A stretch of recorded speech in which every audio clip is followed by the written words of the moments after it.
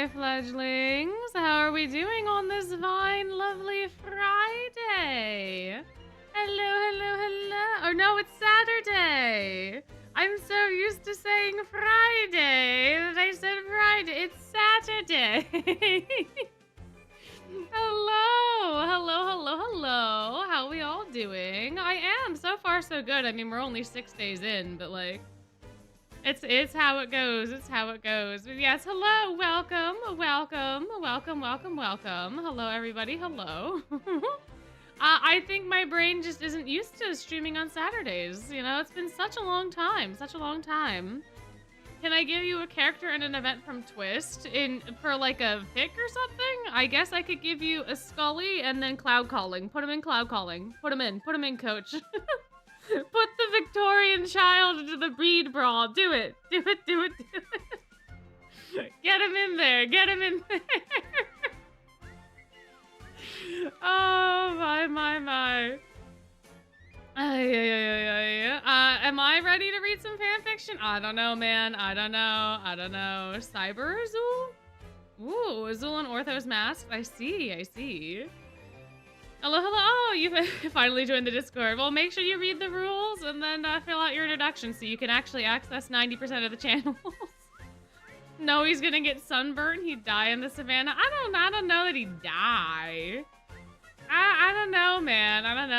Well, we'll see what the wheel decides. The wheel is quite full. The wheel has eaten a lot. So. You're making, oh, bookmarks. Got it. Cloud Calling Scully bookmark. Perfect. Fantastic. You brought fanfics. Yay. Awesome. Ooh, a custom Azul photo card for Nita bag. That sounds exciting. Oh my gosh, thank you for the $10. Oh my. Well, thank you. Yeah, I don't know what fix we'll be doing. I don't know how many ships we will have, but thank you so much. The fans yearn for fanfiction. Apparently. y'all got really excited for the community poll, but then we just had a flood of recommendations in Discord. So we have quite the wheel.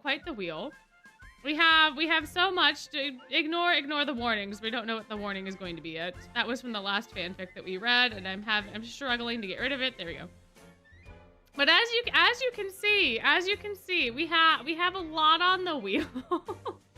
We have a lot. We have like 45 some odd fanfics that exist in our universe. So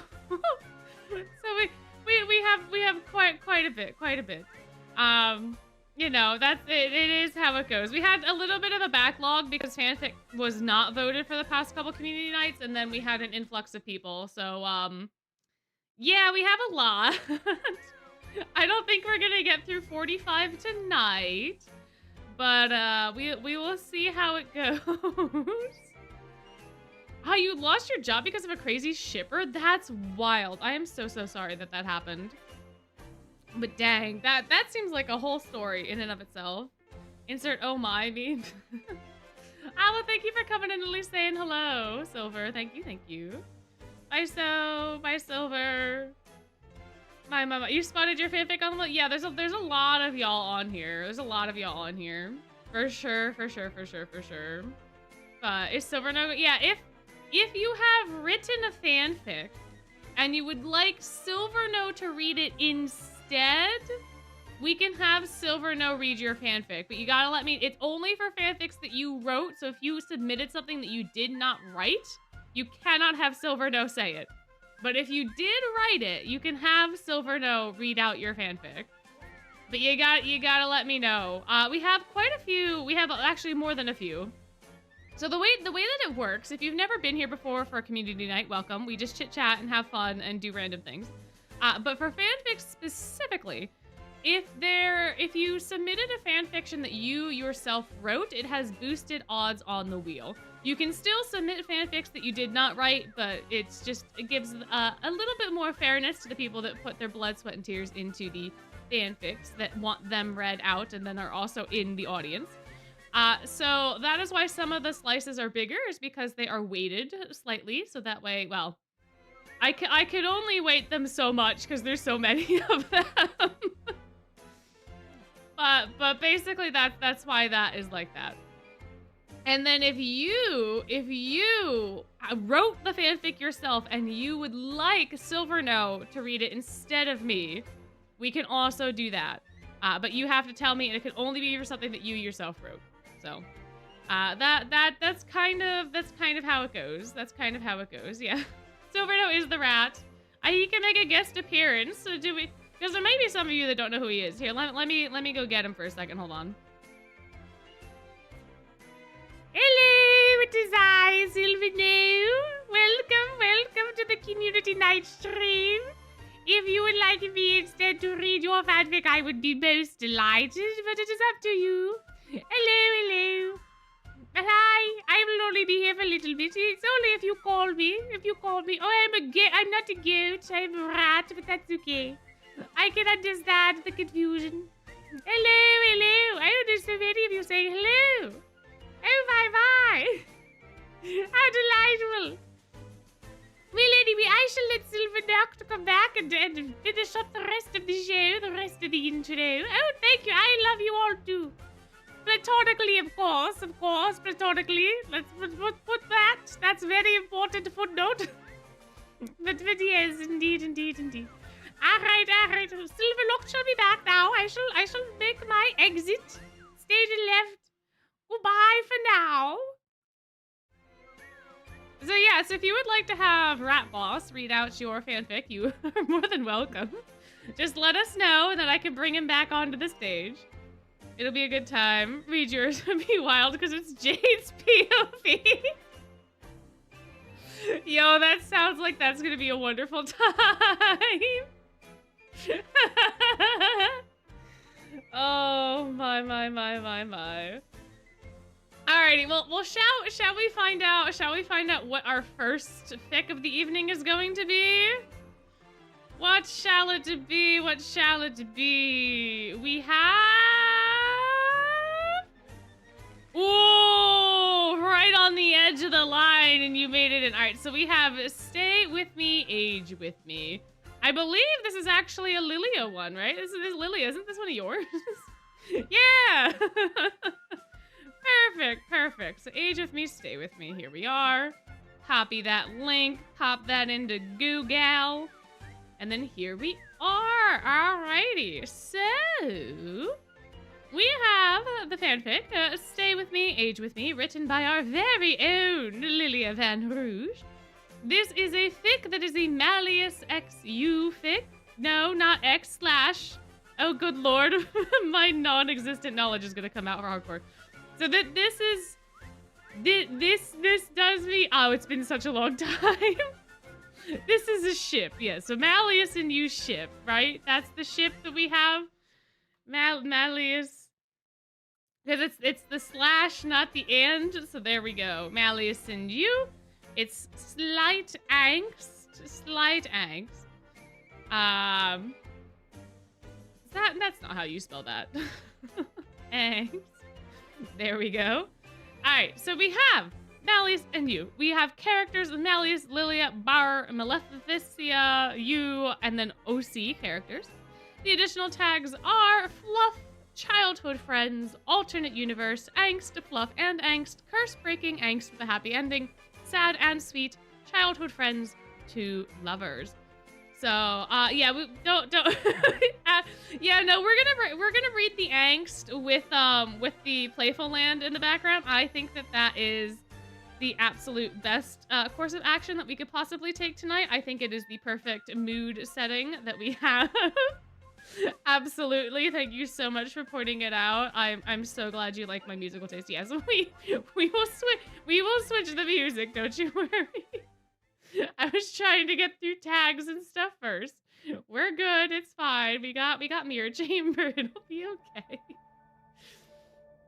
Oh my. Alrighty. That might be a little loud. Hold on.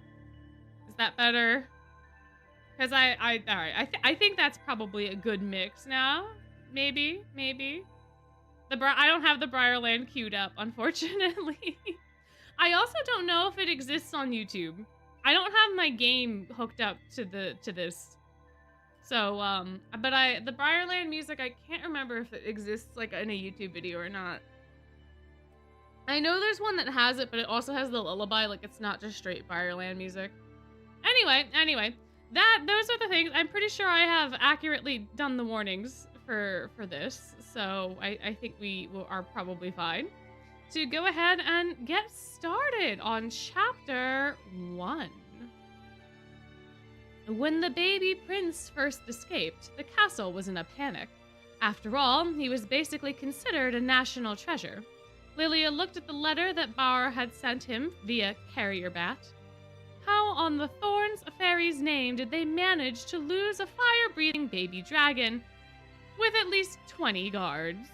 Oh, thank you! Thank you for the 7 SGD. Thank you. It's rough when people bring in fandom hobbies into IRL. I see. Yeah. Yeah, internet safety for sure. That is very, very important. I appreciate you chiming in with that. Yeah, certain things need to stay on the web. Certain things need to stay IRL. There needs to be a certain degree of separation. But thank you so much for the donation. Thank you. Anyway, 20 guards completely lost Malleus. How exciting that is. Lilia sighed as he angrily crunched the paper in his fist. The bat squeaked as Lilia softly stroked its head. Tell him I'll go look for the young, stubborn princeling. Malleus, unaware of the absolute chaos he started, happily made his way down one of the many hidden passages he'd found in Castle Draconia. Eventually, he found his way outside after passing through many dark hallways and rooms under his home. He looked around as he felt his tiny paws touch grass. The sun shone on his skin, embracing him to emerge from the shadows of the castle. Malleus happily hopped out, trotting down an unknown path into the woods that surrounded his castle. The animals steered clear of him, but he enjoyed hearing them off in the distance. The rustling of leaves, the shrill whistle of air blowing past, the chirping of birds. All new sensations and sounds for the young prince. Soon he stopped by a lake, watching the animals interact with it. Ducks swam around with their babies as a few deer drank from it. He stuck his little snout in and began to mimic the deer, drinking some of the water with them. They stared at him for a moment, but went back to ignoring him, except for one curious little fawn who came up and sniffed his tail. The baby dragon watched, turning his head as the fawn watched his tail wag. He smiled as he got even more excited, causing his tail to move faster and faster. The fawn stepped back, still watching as the tiny dragon prince looked up at him. The two young creatures silently examined each other, noses twitching as they sniffed, moving closer until their snoots touched in an adorable display. Malleus smiled as the fawn laid down next to him, little legs folding in on itself as it sat with him. Malleus reached a tiny paw out, gently touching the deer's soft fur. It let him as Malleus sat with it. The two enjoyed the silence and watched the duck swim further out in the water. Soon the fawn got up and walked off. Malleus noticed it was following a bigger deer, probably its mama. Malleus wondered where his mama was. No one ever spoke about her. At least he had a papa. Maybe he could try to find Papa Lilia. He was outside the castle now. How hard could it be? With his mind decided, he walked off in a random direction. The little prince wandered for a while until he heard the sound of giggling. A child. He didn't see many children, not creatures. Wow, I don't know where that came from. Children, the word is children, was with his isolated existence. So the giggle of a child was a new and exciting sound. Quietly, he made his way into a bush and poked his little head out to see what was going on. There he saw a child. They were using a series of toy cups and plates to have a small tea party out in the woods with their stuffed animals. Malleus could smell the cold tea and small tea cakes that lined the plates. The smell was heavenly and made his little stomach gurgle with greed. Quietly, he made his way over as the child poured some tea. The child turned to him, startled by the noise, but also curious. They held their hand out, allowing him to sniff them. The baby dragons sniffed their hand, tail wagging as they nudged their head against the child's palm. They giggled again, making Malleus smile. Are you hungry? He nodded and moved back as the child began to grab a plate. They offered it to him along with the small cake on top of it. The cake glistened with a little bit of frosting and honey on top as the child began to pour a tiny teacup full of cold tea. Here you go. Malleus smiled and happily ate the cake and drank up the tea with the child. Are you a dragon? He nodded, flaring his wings out. The child smiled. Do you want to play with me? Again, he nodded, tail beginning to wag as the child offered him another cake. The stuffed animals didn't seem to mind sharing their food with the young dragon. As Malleus ate, he noticed the shape of the child's ears. They weren't pointy like the fae of his court. He pointed to them as the child noticed. Oh, I'm not a fairy. I'm a human. Human? Why did that word sound familiar? He couldn't recall. The child noticed the look in his eyes and gently petted his little head. I won't hurt you, I promise. Oh, I never introduced myself. The child held out their hand. Malleus looked confused, but watched as the child placed one of his paws onto their hand, gently shaking his hand. I'm you. And there you have it. There you have it, the first chapter of Stay With Me, Age With Me. That was really cute, Lilia. It was really cute. I assume the angst and stuff comes later, probably. But it's quite cute. It's so nice. It's such a good time.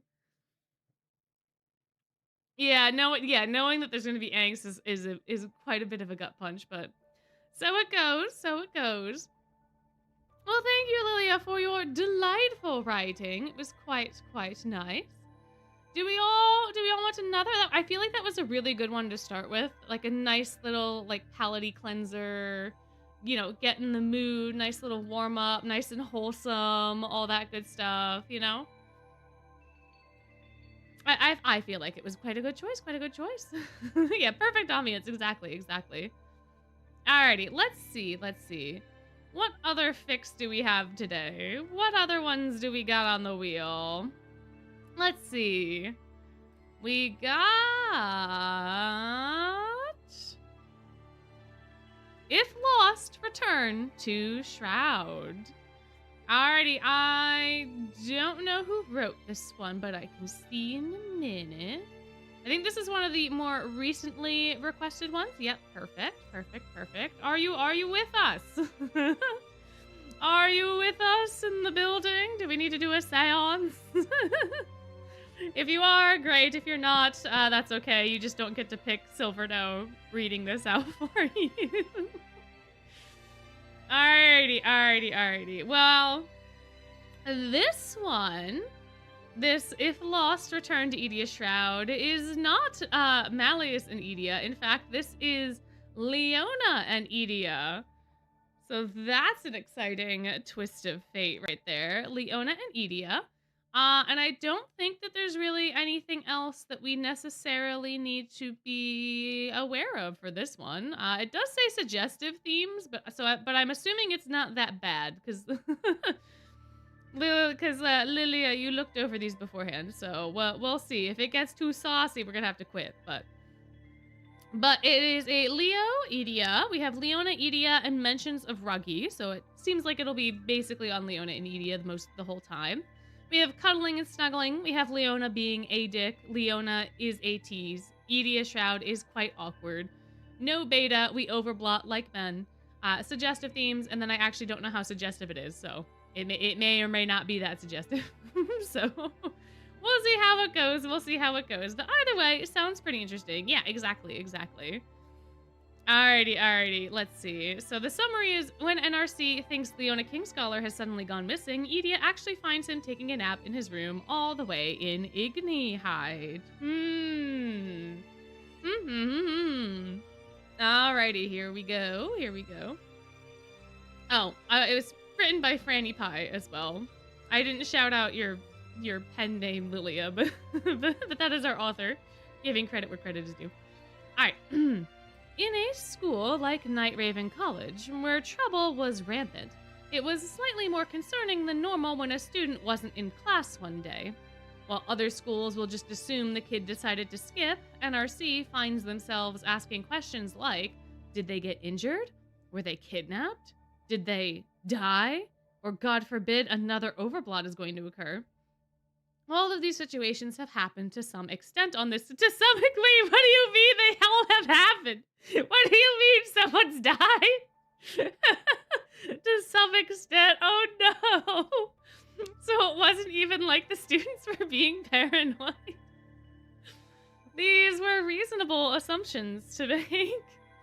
It was even more concerning when it was one of the several royal figures on campus that was missing, as the head mage Crowley began to complain about the political conundrum he would find himself in should the students be injured in some way. In any way. That is without mentioning the money he'd have to pay in compensation. Everyone knew how much the head mage hated paying literally any kind of bill. He could afford the traumatization of all his students, maybe even sacrifice a talentless first year or two, but money was apparently out of the question. Oh no, oh dear, oh my.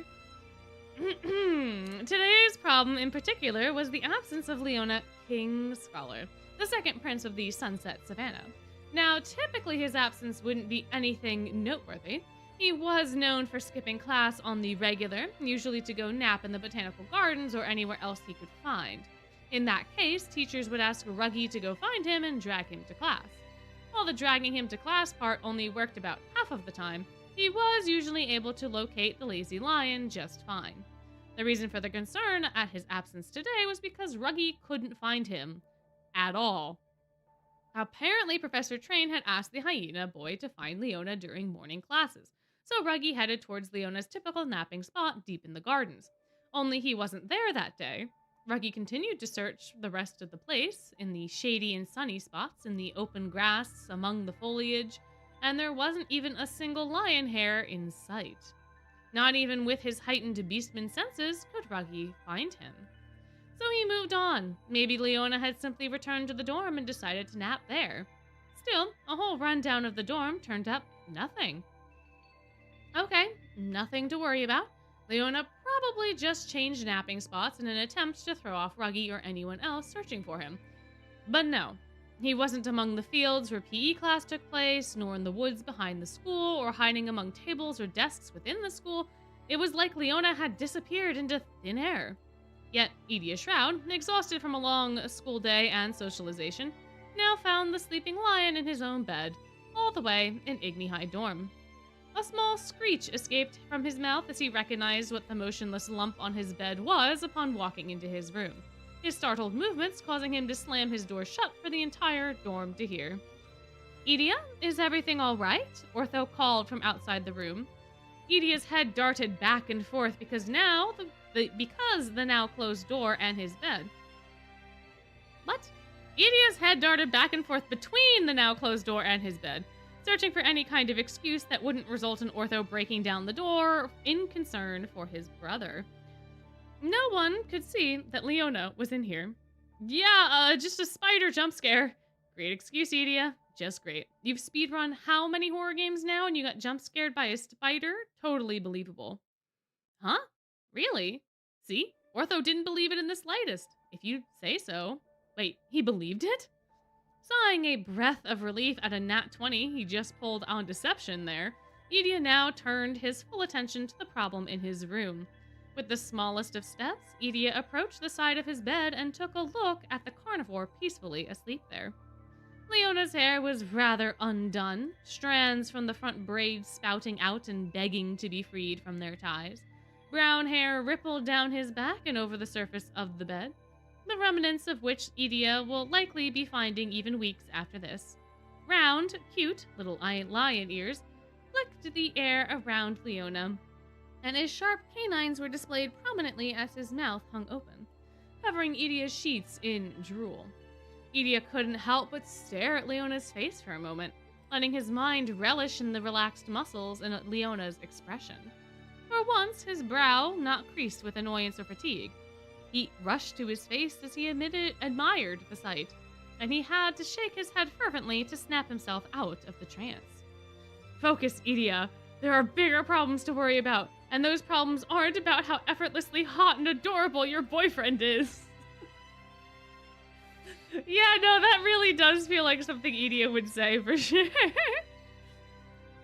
But as Edea reached his hand out to shake Leona awake, he noticed something else.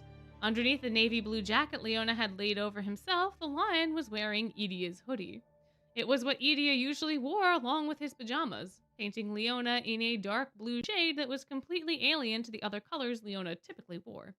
While meant to be oversized, Leona was slightly larger than Edea, so the sleeves just barely stretched out past Leona's wrists and his muscles could still be noticed from underneath the material. The front remained unzipped, revealing the typical tan shirt Leona wore as part of his dorm uniform, with his chest peeking out from below the shirt's low collar. Why was Leona in Edea's hoodie? And why did he look so good in it? Focus, Edea, focus! Edea snapped himself to attention again. He couldn't be this much of a simp right now. He had to get Leona out of his room somehow without a single person noticing. You finally gonna say something? A low mumble came from the bed as Leona's eyes began to slowly muster themselves open. How long was he awake for? Wait, had he been awake this whole time? Did he notice Edea just standing there like a weirdo, noticing him standing there, staring at him? Oh, sevens, he probably thought Edea was some kind of freak now if he did not think that already. The heat that rushed Edea's face now spread to the very sparks that lighted Edea's head. The once cool flames flaring into cherry pink at every tip. He found himself so flustered that he couldn't find any of the right words to say, including his frustration with Leona's amusement at Edea's embarrassment, with the former not even trying to hide his drowsy smile.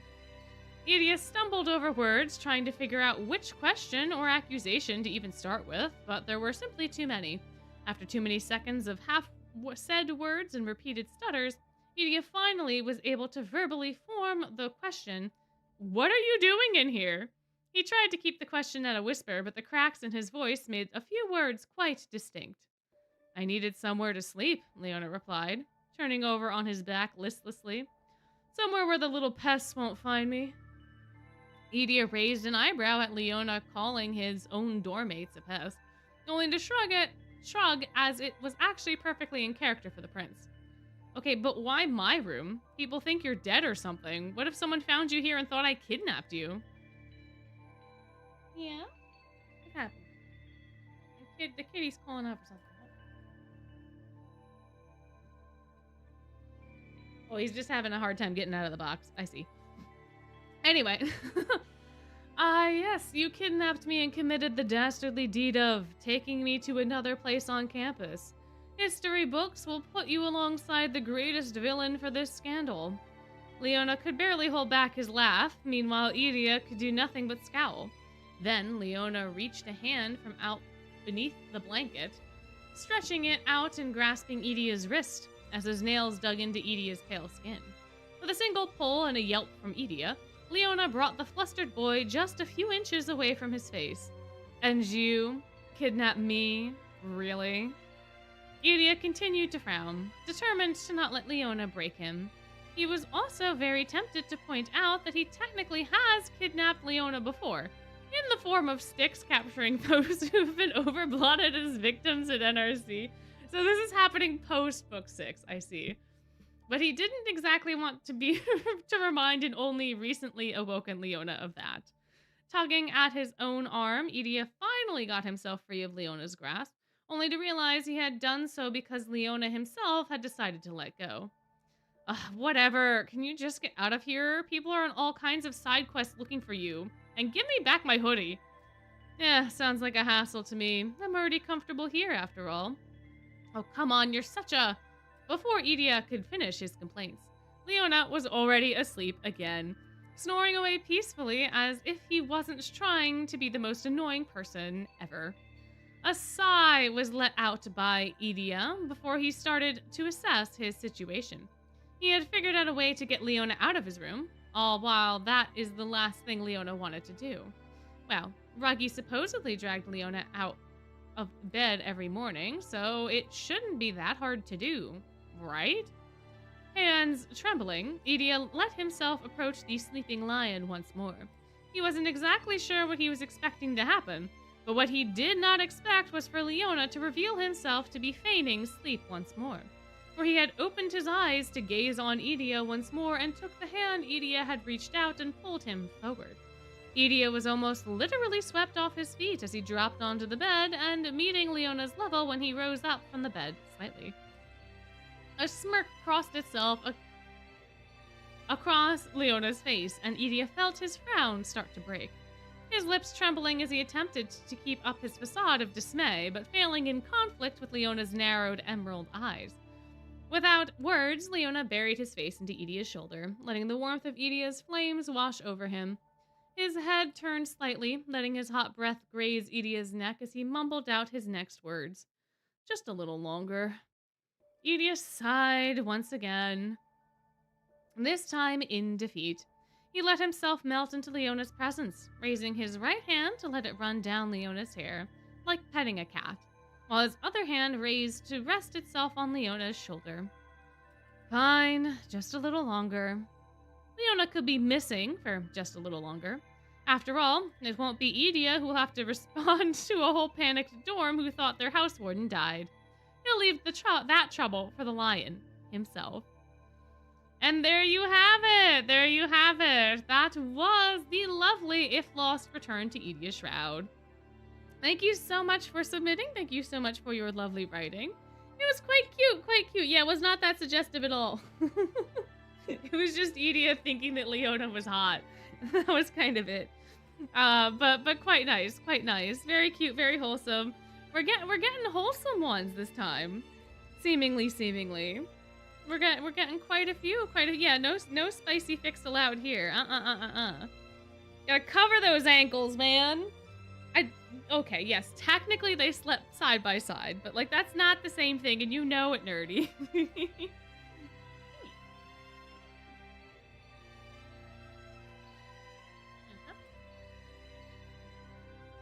Let's see if Gino wants to stay on my lap now. He tried before, but then he wanted to go places. You're playing devil's advocate. True. Alrighty. Well, that was that one, but we should probably find ourselves another one, right? Maybe we can keep this wholesome train going. Perhaps. Maybe. Who knows? Who's to say? You know? Alrighty. Let us see what there is to see. Which one shall we get? Ooh, white rose. Alrighty. Is this one of yours? Is this one of yours? Would you like me to read it as Silverno, or do you want me to read it as me? What would you like for me to do? What would you like? No. See, you just... So you want it as me. Huh? Alrighty. I suppose. Alright, this is after book 7, so there might be some book 7 spoilers in here. Gino is currently sitting on my desk. He's sitting on my chair arm on my desk. I don't want him to fall, but I suppose he can be up there if he wants to be. This one is here. We have Lilia and OC. We got a couple different things going on. So we have Lilia, OC, and then we have anything else? Oh, right, post book 7. That's not how that's written. There we go. Perfect. Let's see. Someone asked for Silverno for an angsty fic. That'd be such a fun time. Oh, now he's going down. Here, I help. There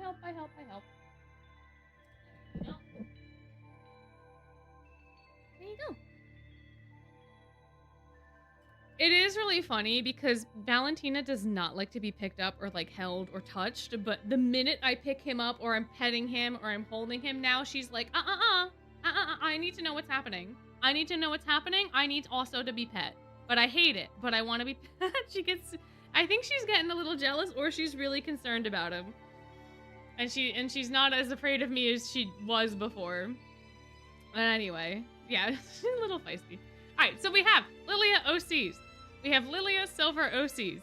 We have Good Parent Lilia, Silver's like a Disney princess, Soft Silver, Background Malleus, Fluff, Love Confessions, Original Characters, Major Original Characters, Diasomnia, and then post episode 7.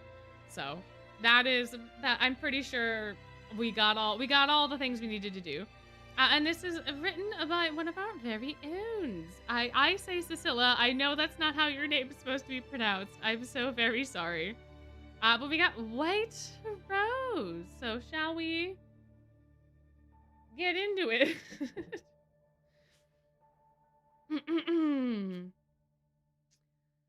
The glamoured ballroom shimmered with life. Soft laughter, animated chatter, and the lilting swell of music weaving together into a tapestry of merriment.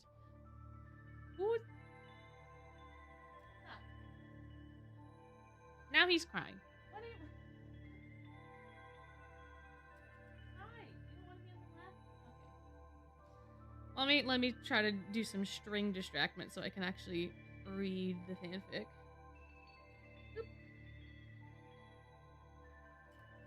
That seems to be working. Okay, perfect. Students of Night Raven College, faculty members, and phantoms of the past alike filled the space, dancing beneath lights that refracted magic into 1,000 gentle colors. I don't know. I think it's because he can't find her. I think he's like, where did she go? Oh, there she is. The string brought them together. Ahem. Among the guests, Lilia Van Rouge watched the boys he had raised in a quiet sense of pride and contentment.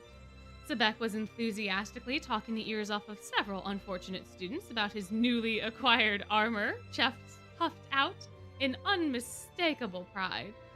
Silver stood nearby, smiling softly as friends gathered around him, and Malleus spoke with the princess, their voices low, their expressions warm.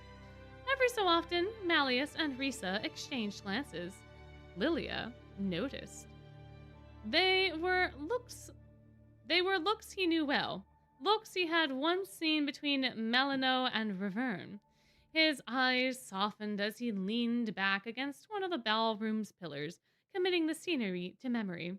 This night was fleeting. When dawn came, he and Malleus would be taken back to Styx, and this beautiful dream would break. What's the problem, Gramps? Ah, that cheerful voice again. Already tired. Rutsu Aurelius, Prince of the Black Mountain Kingdom. Oh, Lilia chuckled, pushing himself upright. Is that how you know me, Ritz? This party's barely begun. Good, Ritz. Is it Ritz or Ritsu? It's Ritsu, isn't it? Ritsu grinned. I'd be so disappointed if my prank comrade sat out one at the... Well, now I can't read. Good, Ritsu grinned. I'd be so disappointed if my prank comrade sat out one of the biggest parties ever. They laughed easily, slipping into familiar banter. Do you need your glass of prune juice? Ritsu added innocently, or should I fetch you a cane to lean on? Oh, I'll show you what I'm capable of with a cane, Lilia shot back, eyes gleaming. You disrespectful, spoiled brat. There was no real bite to their words, just the playful sharpness of a long-standing affection. An outsider might have mistaken it for insults, but no one nearby even blinked. Scenes like this were an everyday occurrence. The music swelled again, drawing attention back to the dance floor. Malleus led Risa into a waltz, the two moving as though the world existed for them alone, those dreamy looks still lingering between them. Ritsu turned toward Lilia and bowed with an exaggerated grace. May I have this dance, General? My, Lilia hummed. How suddenly prim and proper, he smiled. Very well, I can't help but indulge your request. Soon the two pairs danced side by side, their movements smooth and unhurried. The rest of the ballroom seemed to fade into the background, as others paused to watch. Silver observed his father with a quiet happiness. Sebek once again wiped his eyes. Ritsu's gaze lingered on Lilia, soft, almost reverent. Silver noticed too. When the music slowed, Silver stepped forward. Forgive me, father, he said gently. May I ask Ritsu for a dance as well? My, Lilia laughed. Go on, you youngsters. Dance the night away. He happily relinquished Ritsu, drifting off to speak with his fellow music club members.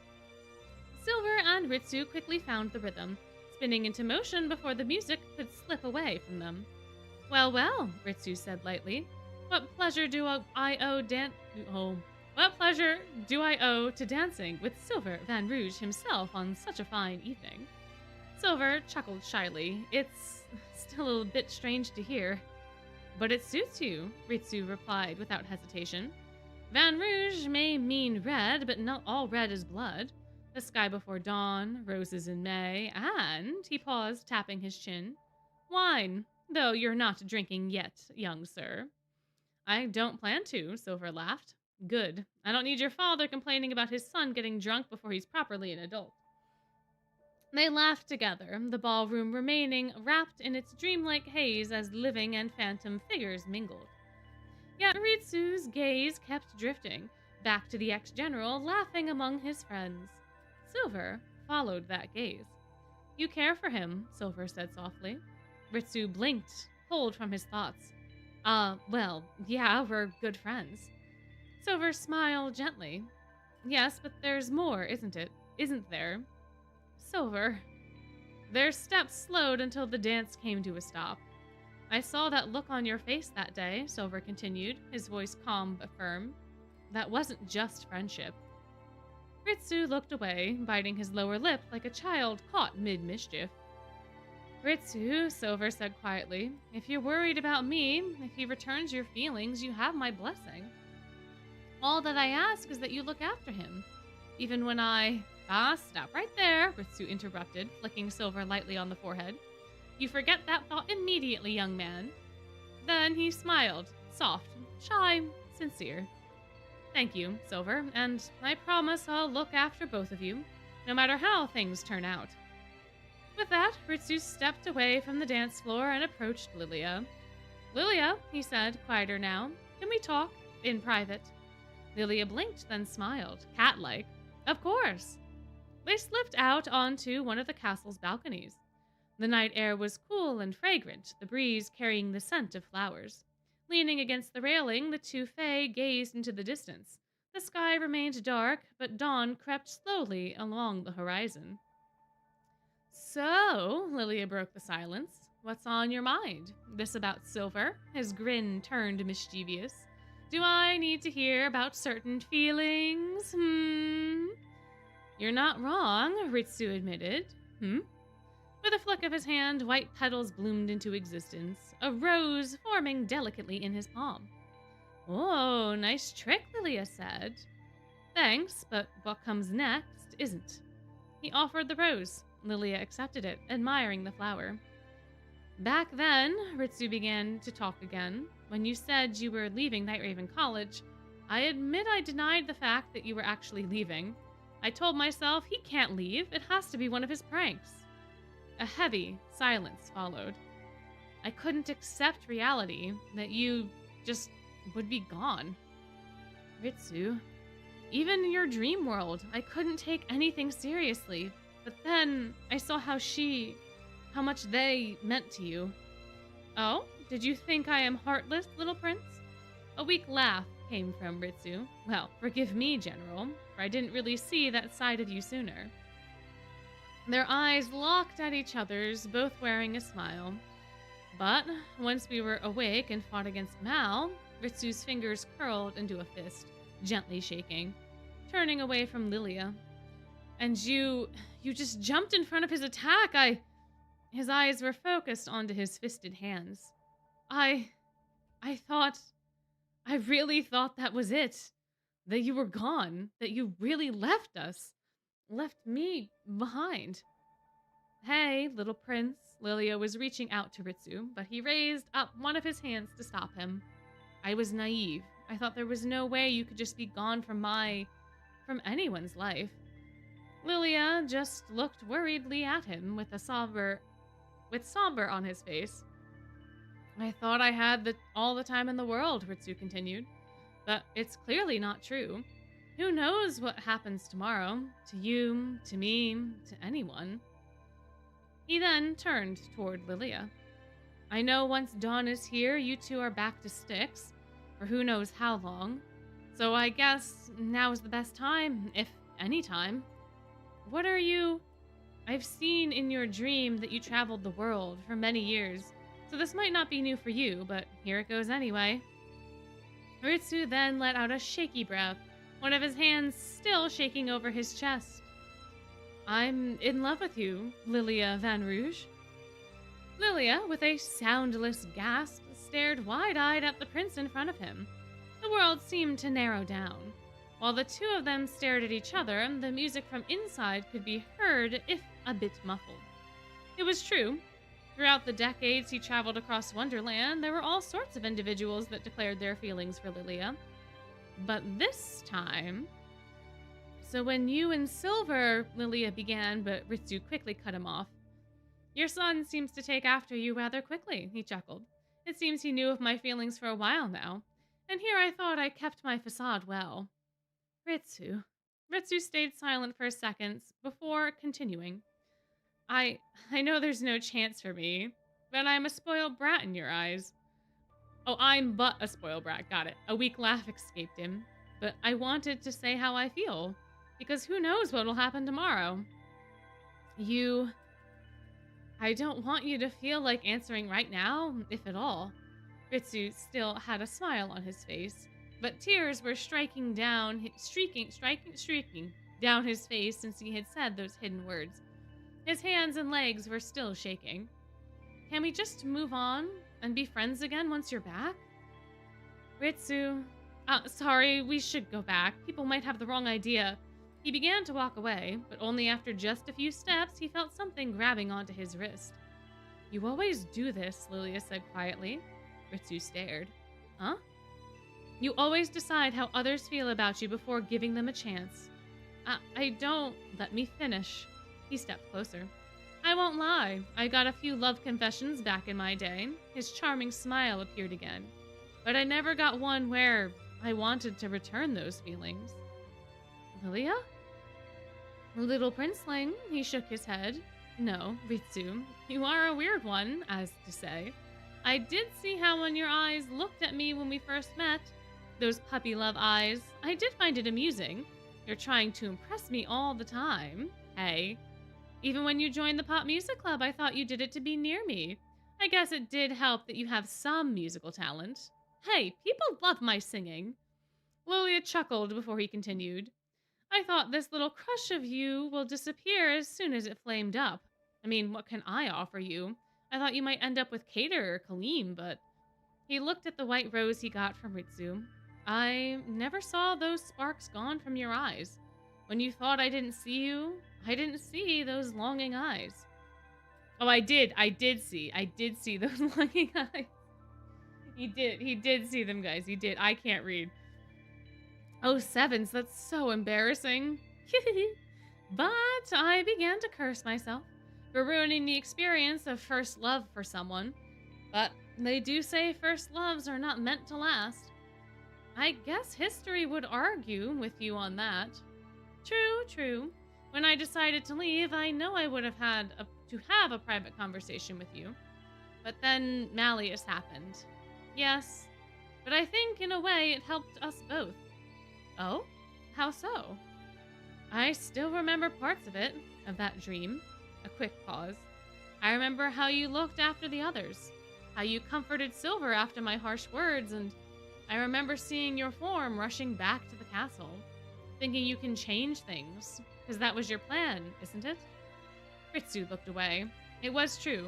When they were forced to leave Castle Wildrose, Ritsu felt he had to defy fate, defy history, for him. Even we can't change the past, Lilia spoke again. I know, but at that moment, something told me if I... Ritsu shook his head. I know it was useless, but I had to try. Heh, you are a fool. A fool in love. The two just looked at each other after that. The music still came out muffled from the castle, and the sky slowly brightened. They did get the two attention and looked toward the horizon as the sun slowly came up. Ah, how cruel, Ritsu stated. This dream is already over. I don't think so. As Ritsu turned back towards Lilia to face him, the other Fey man floated up from the ground to him. A quick, gentle peck exchanged on the lips between them. Ritsu, of course, froze up. His head was empty, but full at the same time. What? What? How cute. Ritsu's expression seemed slightly annoyed, like a spoiled child who didn't get enough of something. I want a proper one. A proper what? Lilia teased, but he was quickly pulled closer and pulled into a proper kiss. Ritsu holds him ever so gently but firm, as if never wanting to let him go, but not so tight that Lilia could feel he is being held down. The kiss wasn't hungry either, not ravenous, all slobbering. It was shy, but it did have fire behind it. Passion. Something held back for so long finally released. Once they parted, Lilia had his iconic mischievous expression on his face, a little bit smug as well, while Ritsu, the ever-so-flirty prince of NRC, was now embarrassed and flustered. You really are spoiled, but I'm your spoiled princeling. Yeah, Lilia smiled. You are. The balcony door opened, breaking the blissful moment. Lilia Van Rouge, a Styx agent called. It's time. Lilia sighed. Fine, fine. Before leaving, he glanced back. Look after the boys. As if I'd let them be reckless. See you soon, Lilia. And there you have it! The White Rose. The gift given to Lilia as part of the Confessions of the Feelings. What a delightfully wholesome time. Thank you so much for submitting your fic. This was lovely. Lovely, lovely, lovely. Twas very cute. Twas very cute. Very cute, very wholesome. Very, very nice. Very, very nice. Alrighty, guys. Should we get another one? Were we in the mood for another? Do we want another? I think we should go for another, yeah? I think we probably should. Alrighty, let's see. Can we continue? The light fluffiness? Can we? Oh, we have our we have our first non-user created fic, a series of random events. Interesting. Alrighty. Oh, I accidentally kicked you. Sorry. I think somebody got under my feet, and as I moved my foot, they got a little spookied. Alrighty, this one is somewhere in the spreadsheet. I'm sure I'll be able to find it eventually. There it is. Perfect. All right. Oh my, there's many. I see. Okay. Yep, this one's gonna be interesting and fun. Surely it'll be interesting and fun. Surely. My.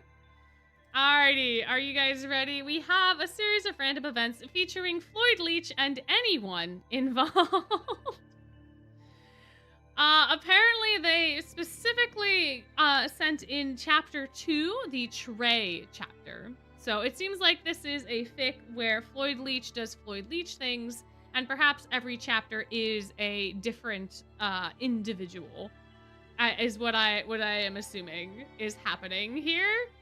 So, who is y'all's fave light magic user? In what? Huh? I'm confused. Floyd Leach and Riddle Azul. So it seems like there's a Riddle chapter, an Azul chapter, maybe a Jade chapter. There's clearly this is the Trey chapter. Cater and then Ace as well are all characters in Twist. But wait, what do you mean light magic? Do you mean cosmic? Are you talking about cosmic? Is that are you talking about that one? The light trio, Kaleem, Rook, or Silver? Huh? I'm so confused. They have a special name, the three of them? I guess out of the three of them, I'd have to say Rook. The cosmic is light magic for Rook, Silver, and Kaleem. Oh, interesting. I see. Oh, I didn't realize that was the difference. Oh, I see. I've never paid that much attention, guys. Oh, that's cool, though. That's cool. In that case, it's still Rook. Still Rook for me. Huh. Interesting. They really are the RSA guys, aren't they? Anyway. This should be Floyd annoying Trey. I don't think that there's anything else that's going to pop up in this particular fic. It does seem like the other tags are for Slice of Life, Floyd Leach being a little shit, Floyd Leach being Floyd Leach, additional tags to be tagged, Hurt, Comfort, but also Fluff, Protective Jade, Soft Azul. I don't know that either of those are going to come up in this specific chapter since this is chapter 2 about Trey. But this is the fic, a series of random events featuring Floyd Leach and anyone involved by Cube Escape. So that is our current tale. Ahem. Trey is normally always aware of his surroundings. It's not like anyone can blame him this time. Only a half hour ago, Sam told him a whole new batch of ingredients had just arrived. The finest baking ingredients, 5,000-year-old honey from Scalding Sands, green apples from Harveston, sugar and flour from the Queendom of Roses, etc., etc. To say that Trey is excited is an understatement. So really, nobody can blame him when he accidentally bumped into another patron. What's with him busying admiring those pretty jars of orange jam placed neatly on one of the shelves. He turns his head to apologize to whoever he bumped into. Sorry, I wasn't looking. Are you... Ah, Floyd! Only to meet gentle, mismatched eyes of his junior. Umigami-kun. Floyd looks upset. Trey hasn't interacted with him much, them being in different grades and different dorms and all, but he knows Floyd enough. Who doesn't, he thinks, with the boy's infamous mood swings and strange naming system and his tendency to randomly cause mayhem at the worst time possible. Trey also hears about him enough through Riddle's half-hearted complaints and Jade's waxing poetic whenever his twin comes up in the conversation. What Trey wants to say is that he knows, even though Floyd feels down easily, he usually springs back real quick. But now, Floyd looks upset. The kicked puppy kind of upset. A very tall, kicked puppy. His bright eyes don't hold that contagious light that they usually do, and it's even more obvious with their droopy shape. His long back is slouching, to the point that Trey doesn't have to crane his neck a little like he always does to meet Floyd's eyes anymore. And there's this subtle pout on his lips, making his round cheeks puff up a bit. And why does this expression look vaguely familiar? What are you looking for? Feel like having some sweets? Floyd shrugs, once again skimming his eyes through rows and rows of candies and lollipops and marshmallows. But nothing seems cool here. Azul and Jade is not with you today? Again, Trey mentally observes, reaching for a bag of baking soda. Come to think of it, he hasn't seen the trio together for almost a week. It's either Jade and Azul together, whispering and smiling ominously at something, or only Floyd, walking by himself to class, having lunch alone in the cafeteria. What's up with them? Dunno, doing their boss and vice thingy. And there's this new campaign for the lounge too. Planning and scheming away in the VIP room for hours. I'm in charge of the lounge now. Floyd's pout is more obvious, making his cheeks puff up even more. His childlike face looks even younger now in his voice.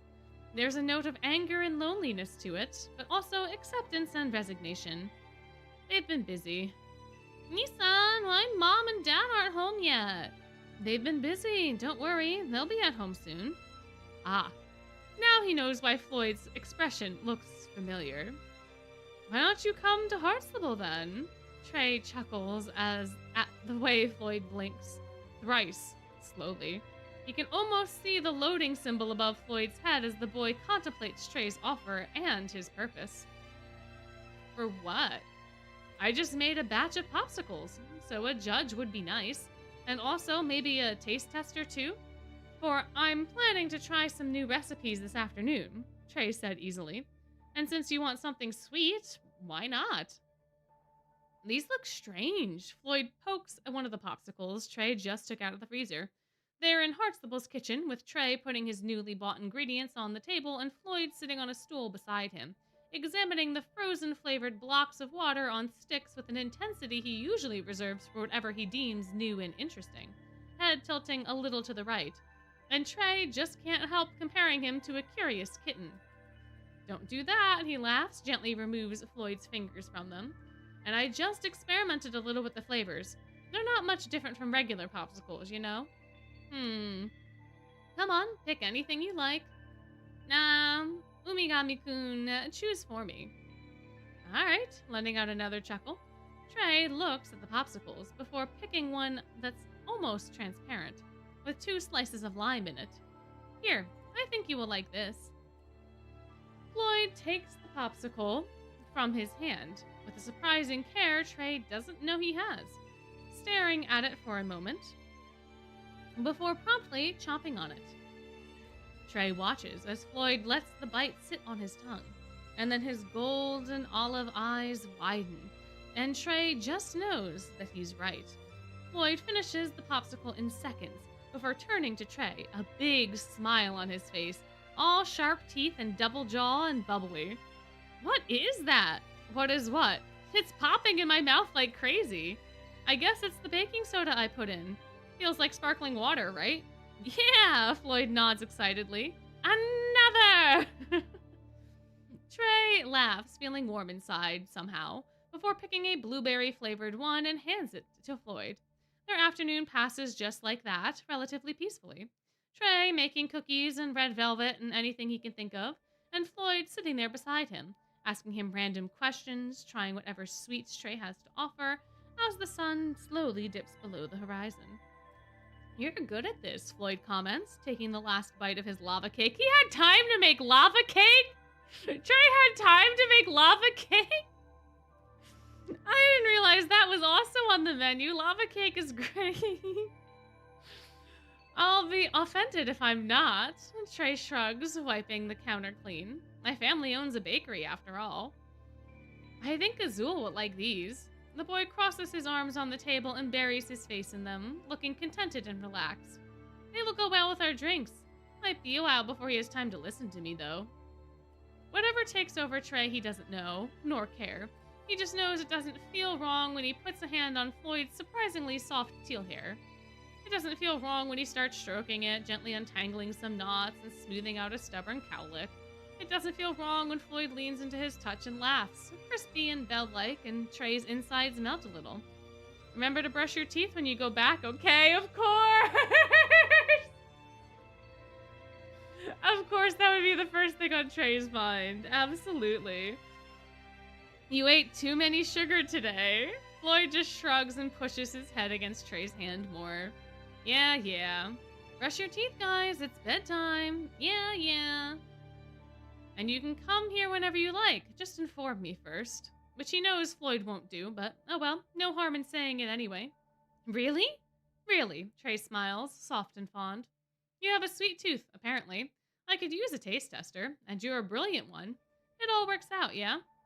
That's the only reason, Trey tells himself. Nothing more. You're going soft on him, Riddle absently says, as they watch Floyd disappear behind the magic mirror, a bag of chocolate chip cookies in his hand. And you're saying you aren't? At this, Riddle scratches his cheek. He always does that when he's embarrassed. He's just weirdly likable when he's not intentionally annoying. And Trey can't deny that, so he says nothing. They start walking back to their rooms in comfortable silence. He's been staring holes into your back during lunch, you know. Who? Riddle snorts. Well, you well know who. Which Trey does, but he only grins innocently, and Riddle snorts again. Floyd has been spending a lot of time at Hartstable. Jade corners him one day. Oh, maybe we do get protective Jade Leech. Maybe we do. After their bi-weekly dorm leader meetings, Azul right beside him. Trey just shakes his head at Riddle when he sends them a wary look. The boy sighs before taking his leave, trusting Trey to handle the two Octavinelle students. Of his own free will, you guys know better than anyone that no one can force Floyd to do anything he doesn't want to do. What did you do? It's Azul who asks him this time.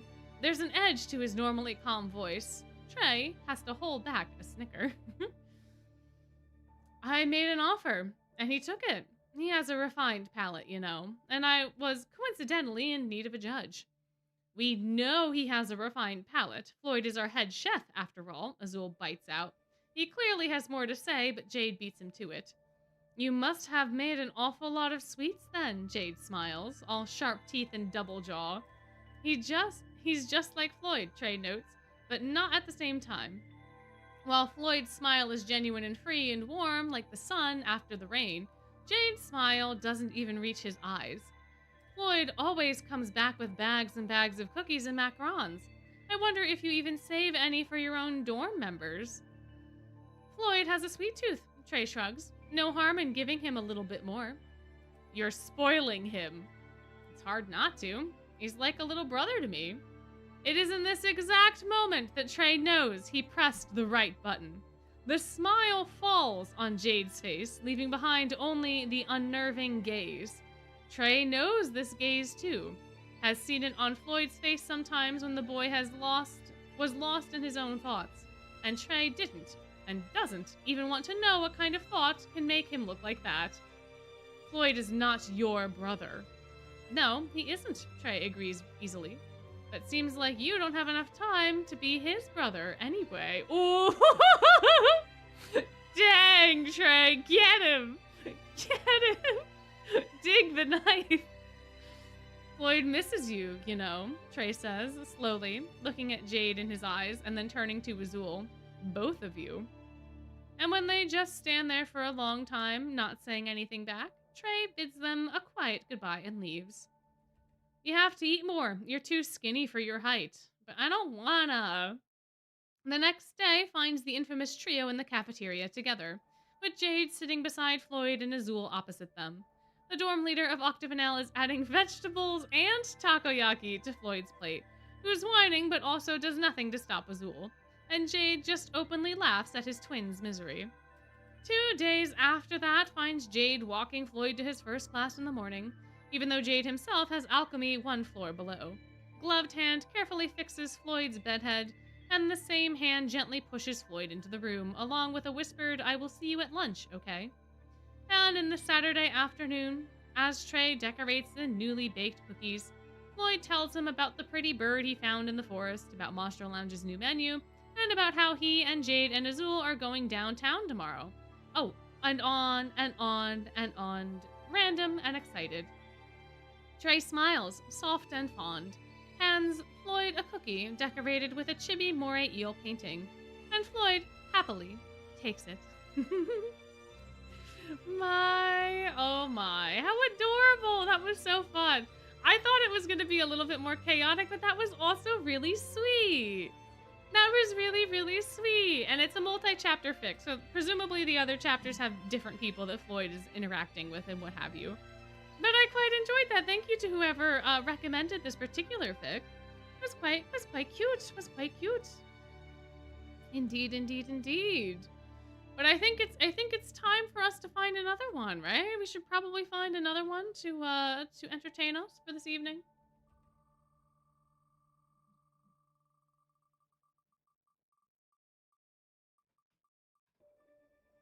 Oh, gargoyle date night. I wonder who this is about. Oh, you made paper dolls of the house wardens? Oh yeah, I can look at them real quick. Let's see. You said general or archer. Archer, they might be easier. Oh my gosh, they're so cute. Oh, they're so little and cute. Oh, that's awesome. Heck yeah, heck yeah. Amazing, amazing. Perfect, perfect, perfect. They're quite cute. Very, very nice. Very, very nice. Thank you for sharing them with the Discord. They're adorable. They're adorable. Alright, gargoyle date night. Gargoyle date night. Probably continuing to be wholesome. I think the wheel's just in a very wholesome mood. I think the wheel is like, we need fluff. I don't know what's going on in the universe right now, but it seems like we need fluff. This was also user written. Shiloh, I believe. If you are here, you can let me know if you want Silverno to read it instead. I don't think I've seen you in chat quite yet, but I have not been paying as much attention. But if not, unfortunately, it's gonna default to me. What are you gonna do? What are you gonna do?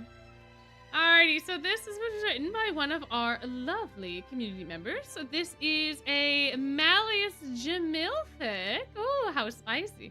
Malleus Jamil. And it seems like that should be our only warning, seemingly. This is a fic with the two of them. We have fluff, picnics, walking, forehead kisses. Excuse me, distracting Kaleem, gargoyles, autism, soft Malleus Draconia, food, sunsets, gay, pitch perfect reference. Kaleem Alasim is a ray of sunshine, not bed a red, flustered Jamil Viper. Jamil Viper needs a break. English is not the first language for the author. Mother's Day.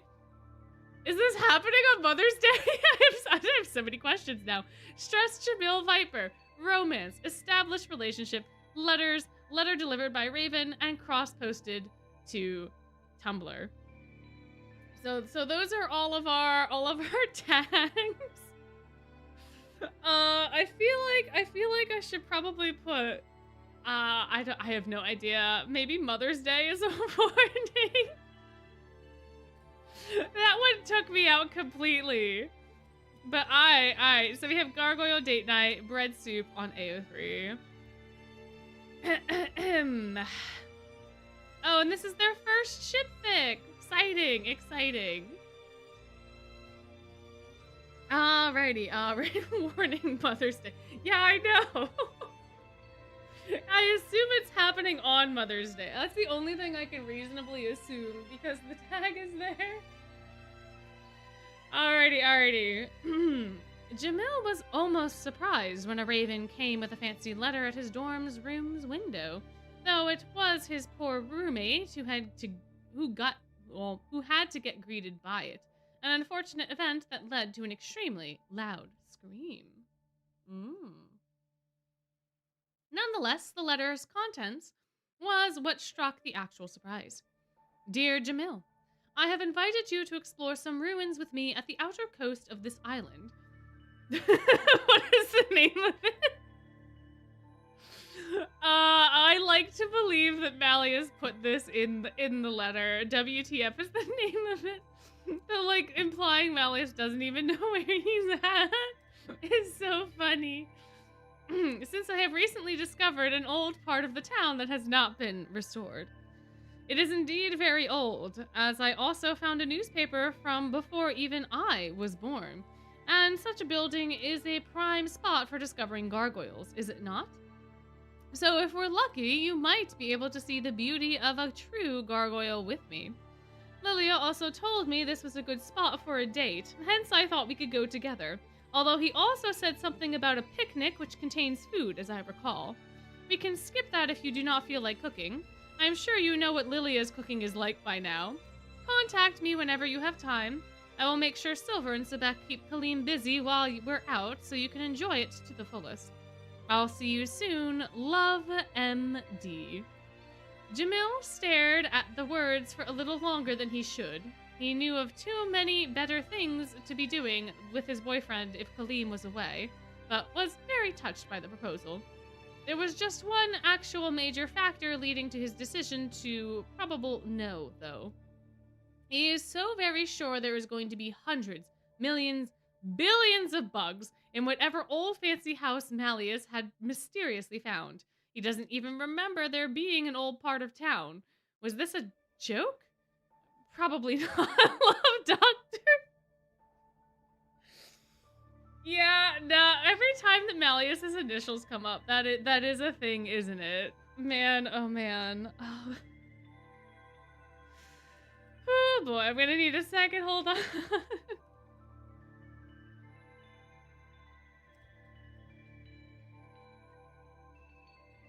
Alright. Jamil looked up from the letter with nothing but confusion. Why would he be invited to such a bug-filled place by someone he loves so dearly, especially when he's so busy this time of year, it being Kalim's most party-filled season? Oh no, I think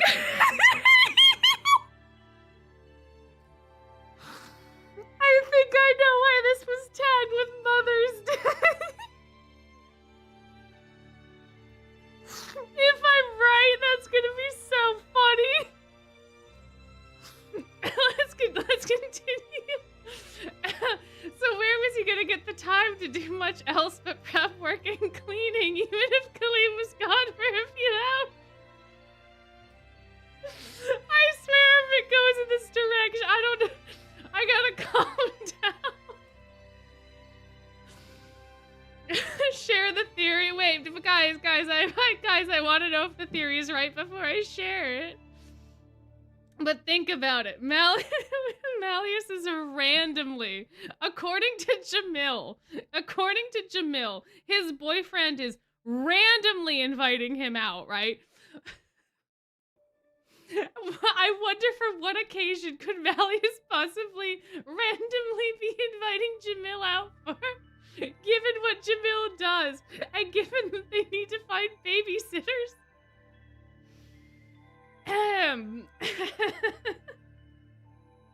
Did no one else go there with me? Oh man. I'm wondering if Malleus is taking Jamil out for Mother's Day. Because he effectively is like Kalim's mom. That's what I'm thinking. Oh, that would be so funny. Because he's Kalim's caretaker. And I feel like Malleus wouldn't have the full context of Mother's Day. I feel like... No, it's not that. No! Oh, man! I thought that was why the Mother's Day tag was there. Oh, darn it. Darn it. Oh, well. I guess we'll have to... Oops. Okay, that was not a cat. I guess we'll have to find out what it's there for. Maybe that will be the part 2. Alright. Anyway. There's too much else but prep work and cleaning. Even if Kalim wasn't there for a few hours, could Lilia be celebrated for Mother's Day then? Sure. Sure. Absolutely. Jamil tried his best to think of a day when he had time, although not many were without an event the days before or after, so he would have no time to cook for a picnic. And even though Malleus had said he didn't have to, Jamil feels like he's neglected him too much to let him down if he did go. It definitely wasn't so he could stop focusing on the bugs he knew were there. So he tried to put the letter away, thinking he could deal with it another time, maybe ask Malleus if there was another week they could go. But then he noticed another piece of paper in the envelope, this time what looked like one ripped from a notepad. It was clearly shoved in there with not much care, maybe right before the Raven had parted. So he took it out. P.S. Me, Silver, and Sebek got rid of all the bugs. He just forgot to mention it, LOL. Have a nice date, Lilia. Aw, thanks, Lilia. Thanks. Maybe it could be a good idea to take a little break this week. Also, what old man uses LOL? Malleus came smiling back from his club outing. Not an unusual thing, but today was clearly a very special day when he had a little smile that reached from ear to ear. He was quick to enter his house and sat at his desk. His room, not a house, just his room. I don't know where the word house came from. It's a room. It says room. He was quick to enter his room and sat at his desk, pulling out some pictures he had taken of his newest find, excited to put them into his collection of old ruin pictures he's exploring near the school. But then Lilia appeared in front of him, giving him a slight shock. "So what you got there, Malleus?" He looked up at Lilia's upside-down figure, his hair almost touching Malleus's forehead. "A few pictures from a ruin down on the coast." His answer was simple, and it's something he does often, so he doesn't understand why Lilia looked at him with those eyes. The ones he always used when he felt Malleus was hiding something. I'm not planning anything but another outing next week. Is there something wrong, Lilia?" Lilia only smirked in response, like he himself was planning something.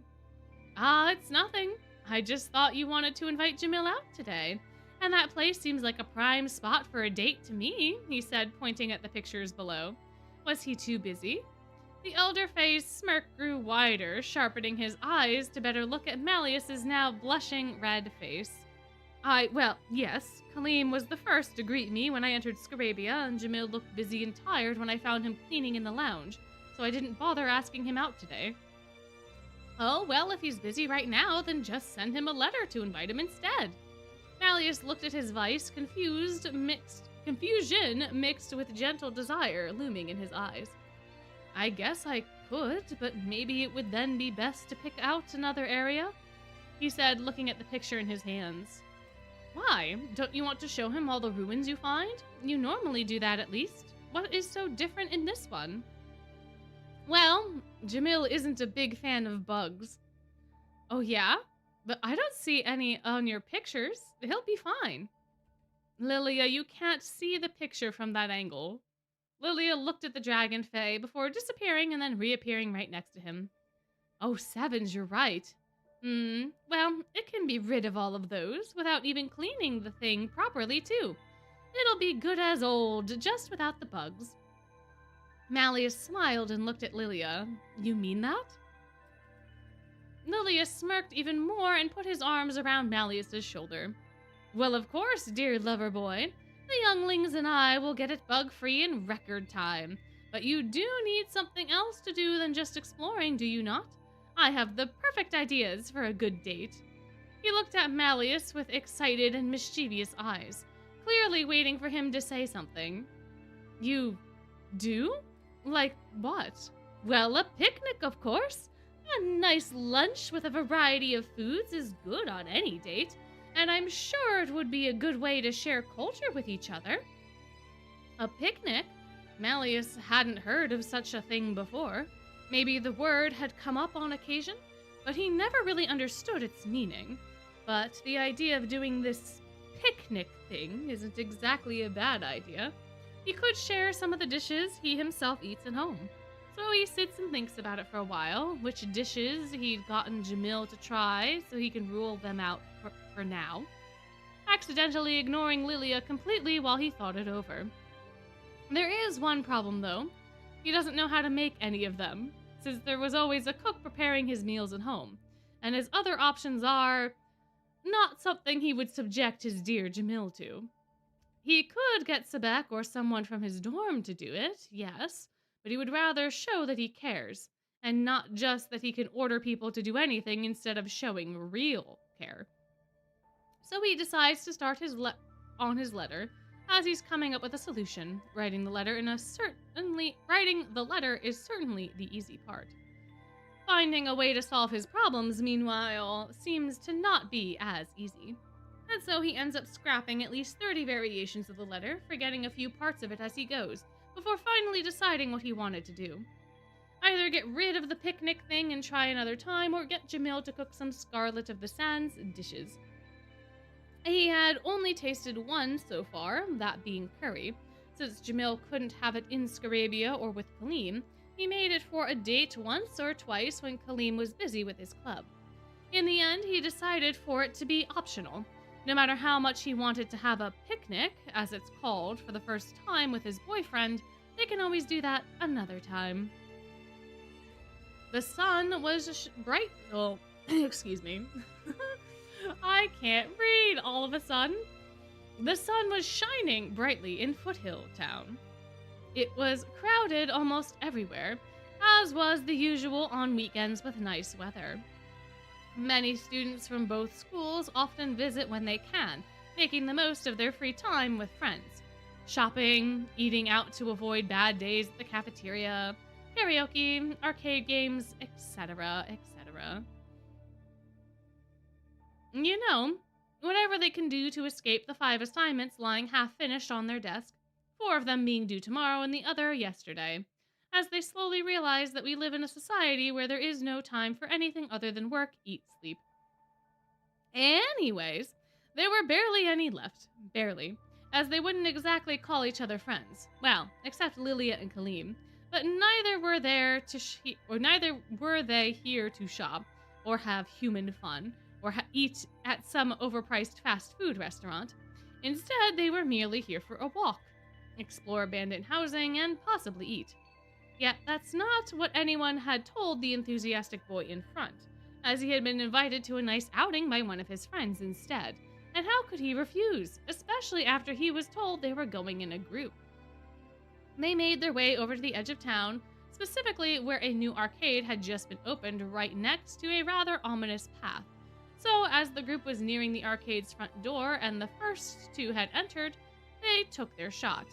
And so, the little group was effectively split in 2. The pair walked hand in hand quietly as they enjoyed the feeling of the slight breeze flowing through their hair.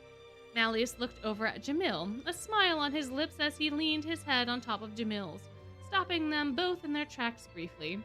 They stood there in silence for a few moments, a few meters away from their destination, yet in no rush, as they were there to spend time together, not just on a gargoyle-related outing. And so they did just that, hands intertwined and heads leaning onto the others. They could enjoy the comfort of each other for a little while longer. And then Jamil spoke, breaking the silence, but not the peace and comfort of it. Should we go now, so it doesn't end up being too late? Malleus moved his head up from Jamil's, nodding in approval with the sweetest smile on his face. Walking around and exploring the little abandoned town was nicer than Jamil had thought it would be. Lilia and the others truly had gotten rid of all the bugs, not even a trace of them could be seen. And he had to admit, listening to his boyfriend talking about gargoyles was kind of nice. A nice difference from the usual stress he had to deal with. So he followed Malleus to the next gargoyle he had spotted, watching him detailing its carvings and how this one was a little more cracked than the previous one. Jamil could become a gargoyle guidebook for beginners at this point, as he was a quick learning near everything about them. And honestly, he didn't mind this time, because unlike when Kaleem needed him to know everything for his convenience, this was him and Malleus only. Not any tests Kaleem needed help with, no papers he needed to write when Kaleem was too busy partying. It was so much better when it was just for someone he loved. From someone he loved. Jamil felt a kiss on his forehead, bringing him out of his thoughts. "Do you want me to explain that part again, love?" said Malleus, a smug grin on his face as if he could read minds. Yes, please. Apologies. I was spacing out a bit." His grin softened slightly as he started explaining how water flowed from the rain and gave purpose to the gargoyle.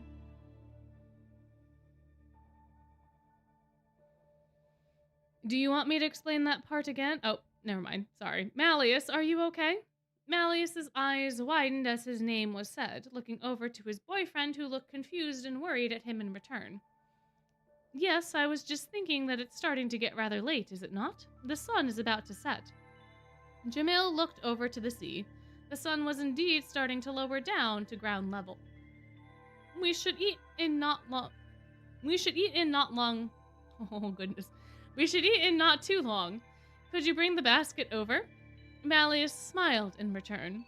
Is it time for the picnic thing now? He said, excitement filling his voice. Not quite yet. I would like to watch the sunset together first, Jamil told, with the softest smile Malleus had ever seen. And so he went to get the picnic basket while Jamil found a proper spot to sit. They sat together on the grass, watching as the sun's light dimmed down the horizon in a beautiful glaze of gold. Jamil looked over to Malleus, the last rose of golden light hitting his face just right. It's like he was falling in love all over again.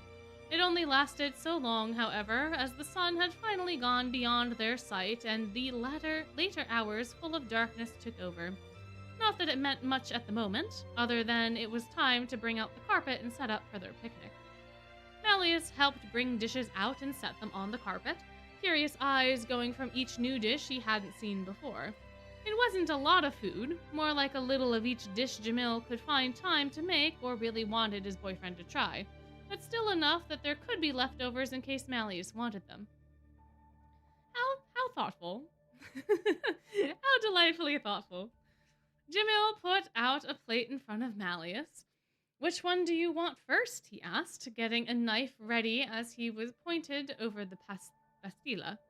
A meat pie filled with chicken that was slow cooked in spices and broth, allowing him to leave it alone more so he could focus on other chores.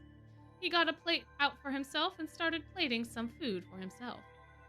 So, do you like the pastilla? Jamil asked, clearly a little nervous, although he knew it would likely be received well.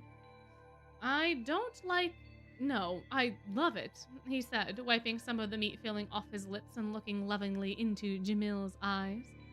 Jamil looked down to his plate of Safa I don't know how to pronounce the next word. Medfuona? Hoping his hair would hide his face enough so the very obvious redness of his cheeks wouldn't be seen. Or maybe he could be lucky and Malleus wouldn't notice why he was suddenly beet red. Neither were coming true, however, as his boyfriend seemingly read him like an open book today. Malleus put a hand on Jamil's chin and let his head up till eye contact was made once again. The soft look in Malleus's eyes was enough to make him break and smile, and a light laugh came from his lips as one of the cheese-filled harchas was put up against his lip. He took a bite and Malleus did the same. This is really good. What is it? He asked, Jamil's chin still in his other hand. It's harcha, a type of flatbread. It's filled with cheese, but normally we smear it with honey and butter for breakfast or as a snack. Malleus let go of his boyfriend's chin to continue eating the harcha. His eyes lit up with a smile that was growing more and more as he ate. You should make this again someday, or teach me how to. Jamil giggled, and the sound was heavenly to Malleus's ears. Of course, he said, still giggling, but promise me it'll just be two of us again like this. Malleus smiled even wider. I wouldn't want it any different. Kaleem stopped walking and looked around, confusion spreading on his face. Something wrong, Asim? Silver asked, eyes drooping slightly. Well, not really. Have you seen Jamil? I swear he was here when I last checked a few minutes ago. No one said anything, as only the surrounding people filled up their silence with noise. They didn't quite plan to be asked questions, although they should have, yet now they had to be quick to get his mind on something else. And so Sebek spoke first. They wanted to be away from... Yet a small hand was quick to hold his mouth, shutting him up before he said something he shouldn't have. So, to quickly save the moment, Lilia came up with another distraction. They went to look down. Oh, that's why it's tagged as Mother's Day. Oh, I see.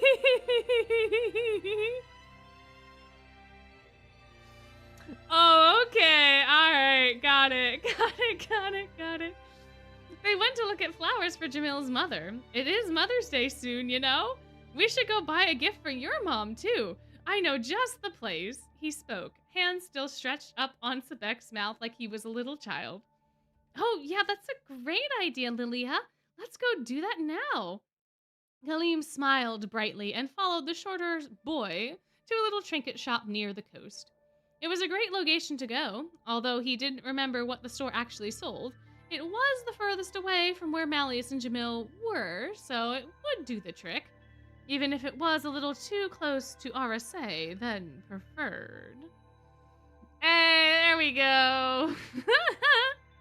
I see, I see. This is such a fun little fic. It was so wholesome. The date was so cute. But I literally thought that Mother's Day was gonna be Malleus taking Jamil out for Mother's Day because he effectively is like the dorm mom. Not gonna lie, not gonna lie. But I do like the excuse at the end with them being like, oh, it's just Mother's Day soon. Just get your mom something. We're fine. Look, we're just gonna go shopping. But it was very cute. It was very cute. Very well done. Thank you so much for submitting your lovely, lovely fic. Thank you, thank you, thank you. But now it's probably time for us to get another one on the books, yeah? Perhaps. Yeah, Mother's Day, the most terrifying day of the year. Indeed, indeed. Man, I thought I was so smart with that theory. I thought I was being so smart. My. Alrighty, let's see. Ooh, this was never about food. Another user submitted fic. My. As long as I can find it, this will be good. This was never about the food. And I'm having trouble finding it in my listy list. It has to be in here because this is the... Oh, there it is. There we go. Oh, hello. Oh, I see. It is another one of yours. We're getting a twofer tonight. A twofer. Now, I presume that you also want this read in my voice and you don't want Silver No. Thank you for submitting emotes. I still have to go through and do a huge, like, audit of them. Also, whoever suggested me playing A Date with Death, I do have those. I did stream that. They are on the channel. I did. You'll have to go back through and look at them. But yeah, I did that, and then I did the new one as well. I did the sequel quite as well. But anyway, did you requested yes, yours, right? So you you broke the fluff train? Oh no, is this not, uh-oh. Aw, man, not the fluff train. Not the fluff train, no! My goodness, my gracious. Also, the emotes are for emotes. If you want to share memes, there's a meme channel. Please don't put the memes in the emote suggestions. Those go in memes. The server is kind of sort of has a lot of channels that are set up in such a way so that there should be a place for everything. And as long as we keep things in the proper places, then everybody can find the things that they want to find. So, just be aware of where you're posting things. I know sometimes we think we're in a channel we're not in, and that kind of happens. But, alrighty. Anyway, where were we? Angst, not Silver No. No Silver No for the angst, right? So please, Queen, my voice. Got it. Perfect. Got it. Alright. So, we have not Malleus and Jamil anymore. No. We have instead Kaleem and OCs. But we do have Angst, and we do have Misunderstandings. Which I think is quite important. We also have Traumatized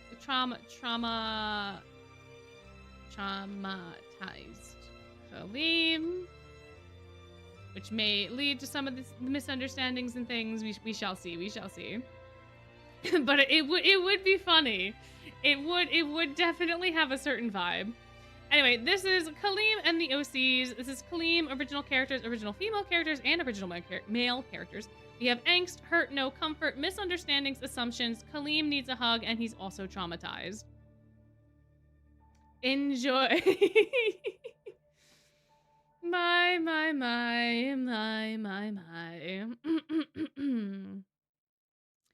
The courtyard was quiet in the early afternoon.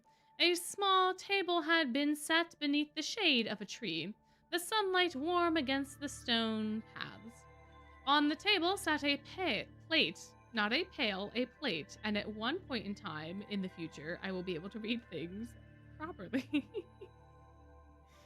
That day is not today, though, apparently. My goodness, my gracious, me oh my.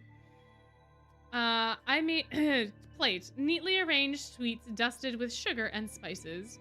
Risa stood beside it, hands folded together with a nervous sort of pride. I made these for you, Kaleem. Kaleem blinked in surprise, his usual bright smile flickering with genuine delight. For me? Really? He laughed lightly. Wow, that's super nice of you. He leaned closer to the plate for a moment. Then he hesitated. It was subtle, the kind of pause most people would miss, but it was there. Kaleem rubbed the back of his neck, a grin still on his face, just a little tighter now. Ah, they look really good, he said quickly, but I actually already ate earlier. I'm super full. Risa's expression softened immediately. Oh, that's right, she said gently. I understand. She tried to smile. She truly did. But there was still that tiny sting in her chest, the small disappointment of someone who had tried very hard. Before the moment could settle, a sharp voice cut through the air. Unbelievable. Both of them turned. Mikhail. Ooh, this is a new one. We've talked about Mikhail at least once or twice, right? I think. Perhaps.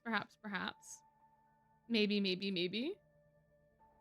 I feel like we have. I feel like this is not the first time that they've come up. Arms folded behind his back in that rigid posture he always carried like armor. His eyes were fixed squarely on Kaleem. Cold, disapproving.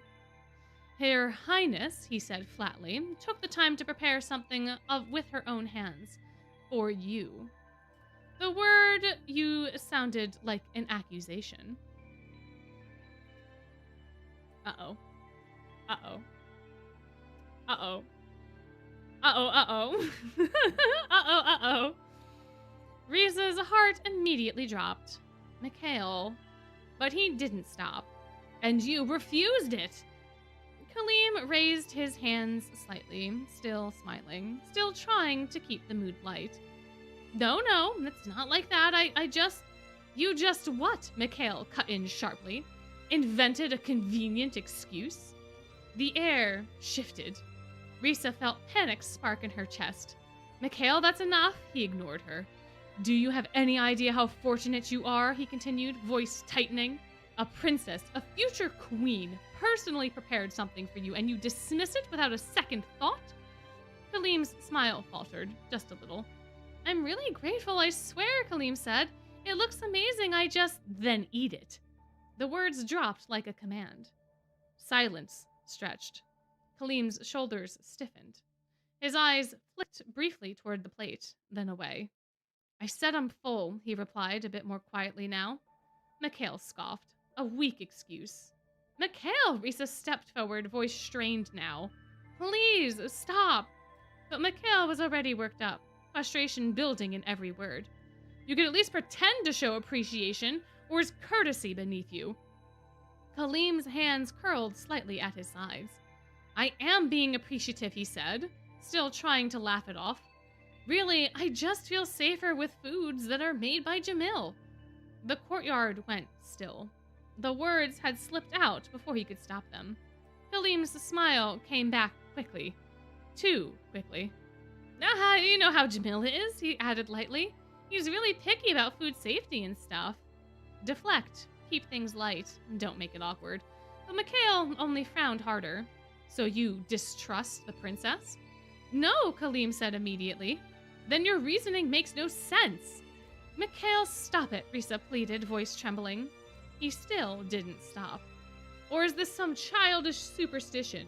You refuse the hospitality of royalty over irrational fears? Kaleem's composure finally cracked. His voice came out thinner. I said it's fine, I just don't want to eat it, okay?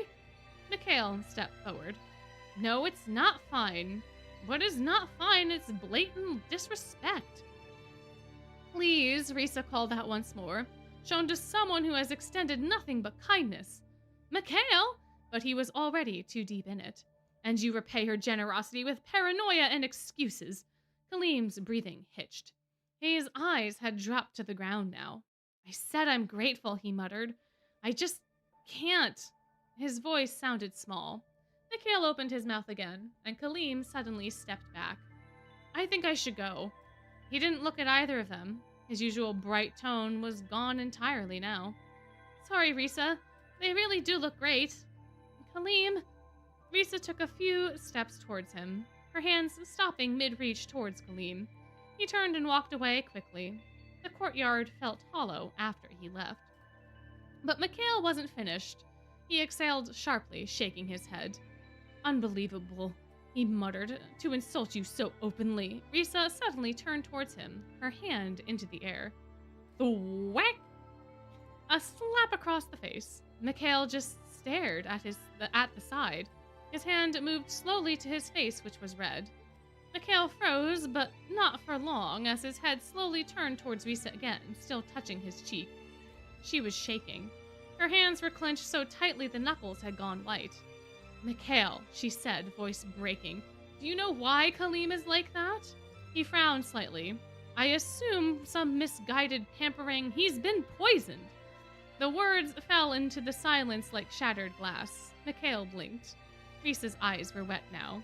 Over and over and over and over again. He didn't move. His entire childhood, she continued, voice trembling with anger and hurt. People tried to kill him through his food. People that he trusted. His family.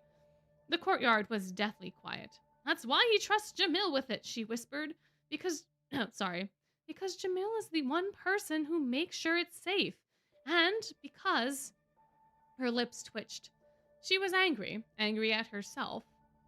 She let out too much about Kaleem, about something he trusted her with, but she had to. Yes, she had to say it, otherwise. Mikhail's face had gone completely still. I tried to make something nice, Risa said quietly. He tried to refuse it without hurting my feelings. Her voice cracked. And you wouldn't stop. The silence that followed felt heavy, thick, awful, because the realization was settling in. Not slowly, but all at once. Mikhail hadn't known, but it wasn't the worst part. The worst part was that he never once stopped to consider that there might be a reason, that maybe the person he was attacking had one. The courtyard stayed silent, and for the first time since the argument began, Mikhail had nothing to say. Dun, dun, dun! Mikhail! Mikhail! What you doing that for, buddy? My goodness, my gracious, me oh my. Well, thank you so much for submitting your fic. It was quite delightful to read. And a nice little bit of angst in between all the fluff that we had been reading. You know, a palate cleanser of sorts, I guess, I suppose one could say. Potentially. I see. My, oh my. To the scooper? No, not to the scooper. We gotta give him at least a second chance, you know? You can't send him straight to the mines. That's too cruel. That's much too cruel, man. Anyway, and next up we have potentially, maybe, possibly, actually, Thorn and Sword. Thorn and Sword. Where is Thorn and Sword in my little listy list? This one is also another user-created, user-written fan fiction that I will eventually find in my list of fan fictions. It is in here somewhere. But as if we have learned nothing, it is that I cannot read. Let's see. Oh, it's another one of yourses. It's another one of you. We're just getting back-to-back you. We're getting back-to-back uses. That's what we're doing. I see. Mio, mio, mio. What a time. Alrighty, let me get this all set up here. Now that I have found it. Alrighty. We have a sword and a sword. This one is a silver XOC. So we're moving on to silver now. We're getting through everybody. We have silver OC. We have silver and Lilia. Oh, we also have Lilia OC. Oh my. My. Interesting. We also have original characters, background relationships, silver's like a Disney princess, soft silver, background Lilia, fluffed, first meetings, cute, soft. So we're just gonna put fluff there, just so people that are aware of what we're getting ourselves into here. Alrighty. Silver's looking for his father, and then he meets somebody new. Do you want to give me how to pronounce the name? I'm just gonna call them Nemu. I think I'm gonna call him Nemu. Thank you, Lady Nemu. Silver bowed respectfully to the water spirit who guarded the entrance to the Gilded Mask University, granting him passage into its hallowed grounds. The school stretched across a massive floating island suspended above Sage's Isle, its presence ancient and revered. Rumors whispered that GMU had existed long before Night Raven College or even Royal Sword Academy. Lucky Lady Nemu served as its eternal gatekeeper, allowing entry only to those with special invitations or official passes. There. Nemu? Well, that's basically what I'm saying. I'm just putting a little more emphasis on the first part. So, as Silver passed through the carefully manicured gardens and into the pristine halls beyond, he became immediate point of attention. GMU was a co-ed institution, but female students far outnumbered the rest, and it showed. Groups of girls paused mid-conversation to admire him.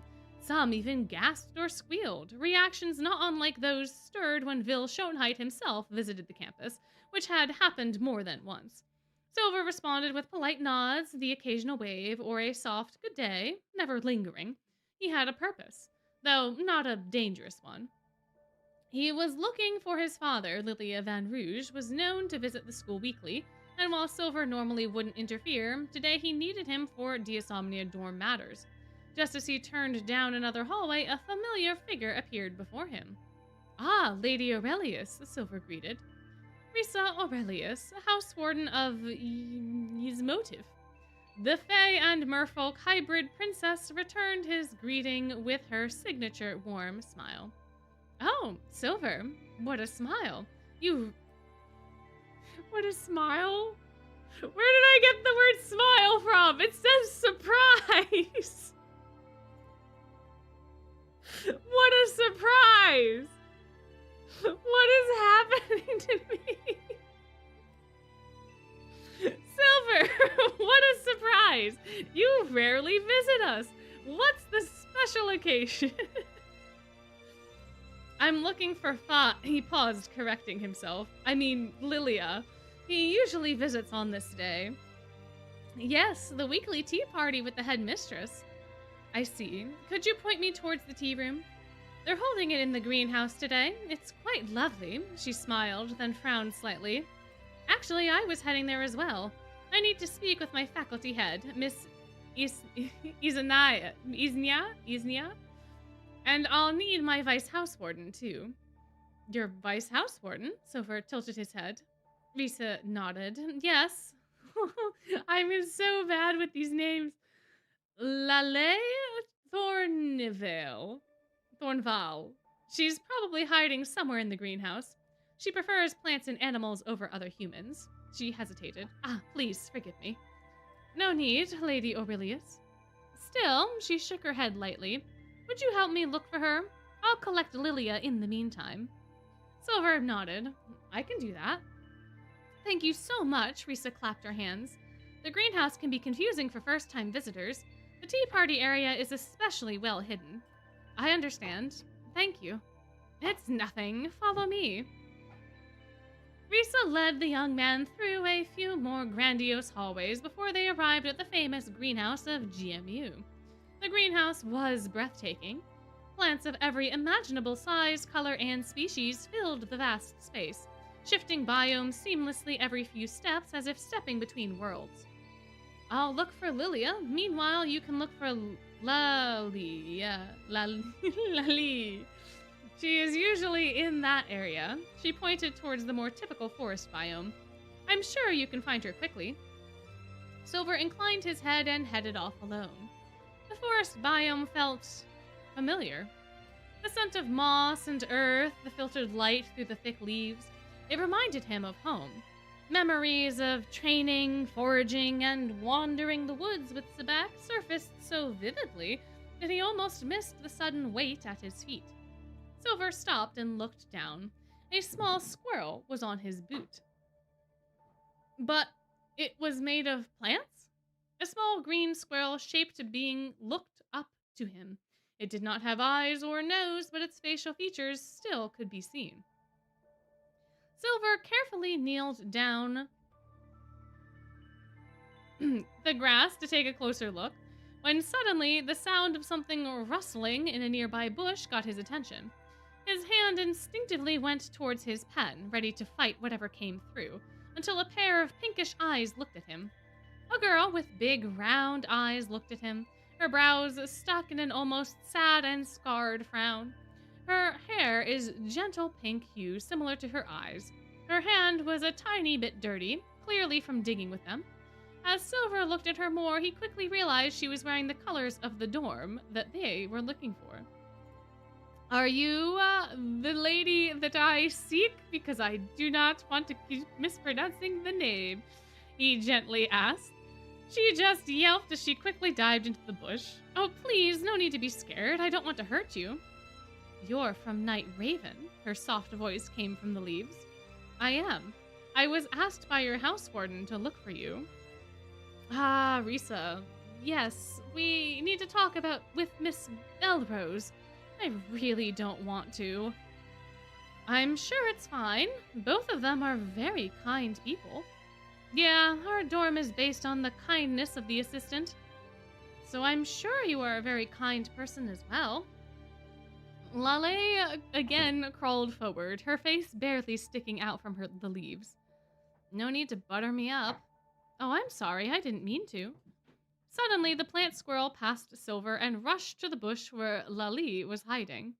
Oh, Fern, that's where you were. Lali pushed herself out of the thicket and held her hands to the small plant figure that quickly climbed into her palms. You scared me, silly. Silver's eyes went a bit wider. Is that your familiar? Lali stiffened a bit, as if just remembering she had company. Not quite. Her voice went soft again. Fern is one of my friends I can make. Make? It's my signature spell. I can turn plants around me into animals. Silver looked at the small creature that eyed at him for a while now. Said creature stared, as much as an eyeless plant squirrel can, at Silver before its tail twitched once, jumped from Lali's hand, and ran down towards the other student. It quickly climbed onto his shoulder and comfortably sat on it. Oh, Fern rarely runs up to others, especially this fast. Silver let out a small chuckle. I guess even plant animals have a liking to me. Animals tend to surround me. He gently scratched the squirrel's head, which leaned into the touch. Lali watched the scene with awe in her eyes. Silver suddenly stood up, towering over the smaller girl, but quickly bent down a little bit, holding out one of his hands. Here, let me help you. Lali again looked at him with an unsure, almost scared expression. She looked at his hands first, then her eyes slowly moved up his face. He smiled in a small, warm way. She felt so at ease looking at his expression like never before. She once more looked at his hand offered to her, then took a deep breath and carefully took it. His hands were so much bigger than hers, his fingers almost covering her whole hand as he gently squeezed it as he pulled her up. He held her steady, pulling her up gently. Once steady on her feet, Lali's eyes once again wandered up to Silver's face. Her soft pink eyes almost lost in that duo-colored eyes, pink and blue, as if the dawn brought on a new day. Silver could see how much smaller, how much frailer she is than he first thought. Her hands are still dirty from soil as well as her knees. Lolly was about to say something when, Lolly, there you are, a familiar voice of Riza rang through the air. Behind her, Lilia and a woman followed, the woman dressed in the colors of the house that they were in a rather elegant dress. Miss Thornvale, the woman said kindly, I see you've been playing with your friends again. Yes, Miss Belrose. Lolly hanged her head, as if she was a child found doing something she shouldn't have. My, how lovely to see you make new friends, Silver, Lilia's cheerful voice quickly followed. What a fine choice indeed as well. Both Lolly and Silver quickly turned away from each other, both of their cheeks painted slight pink from blushing. Lilia chuckled at the scene. My, how easy it is to tease youths these days. Now what do you need me for, Silver? As if he was shaken up from sleep, Silver quickly straightened up his act.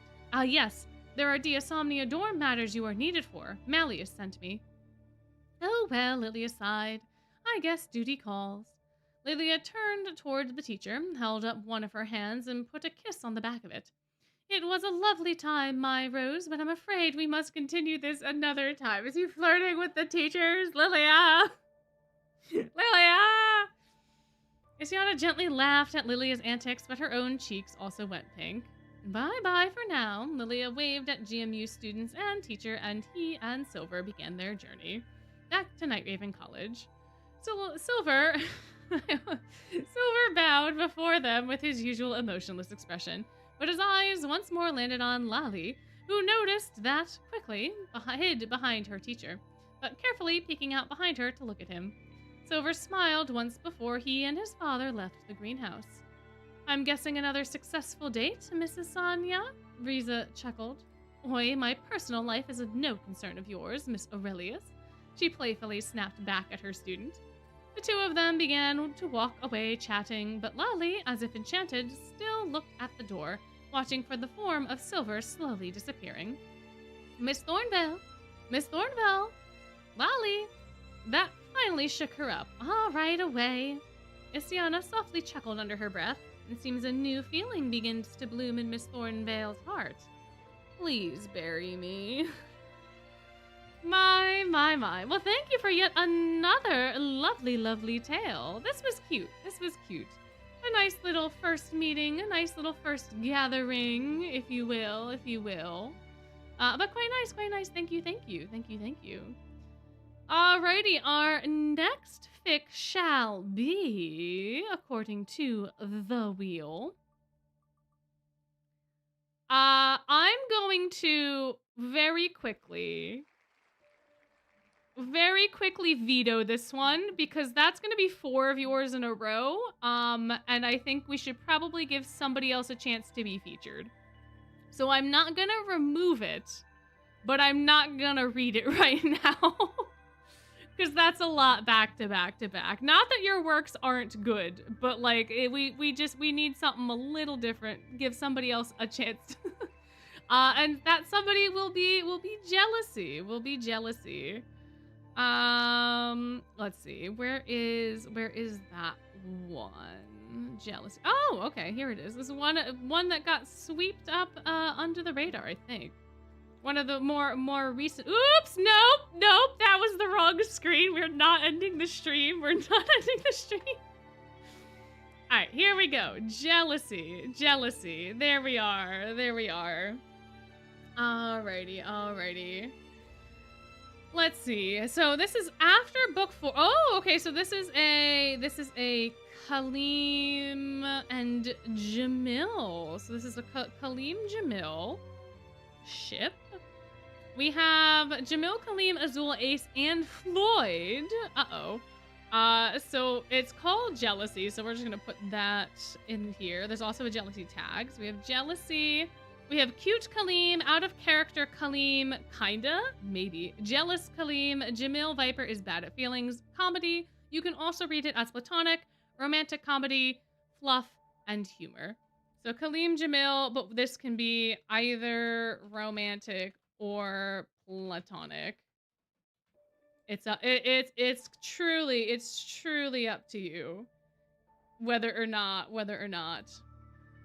you wish to read, wish to do. Wish to. Oh, nope. Oops. I have to retype all of that because I hit the wrong button. All right, we got Kaleem, Jamil, romantic or platonic, and then we also have jealousy. There we go.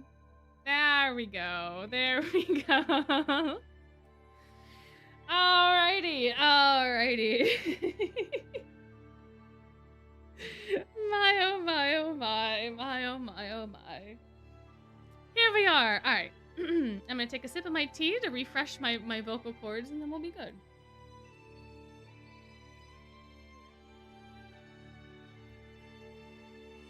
Alright. Oh, this is also a post before. That's probably important. That's probably important. Alright. Now we're ready. He knocked once. Silence.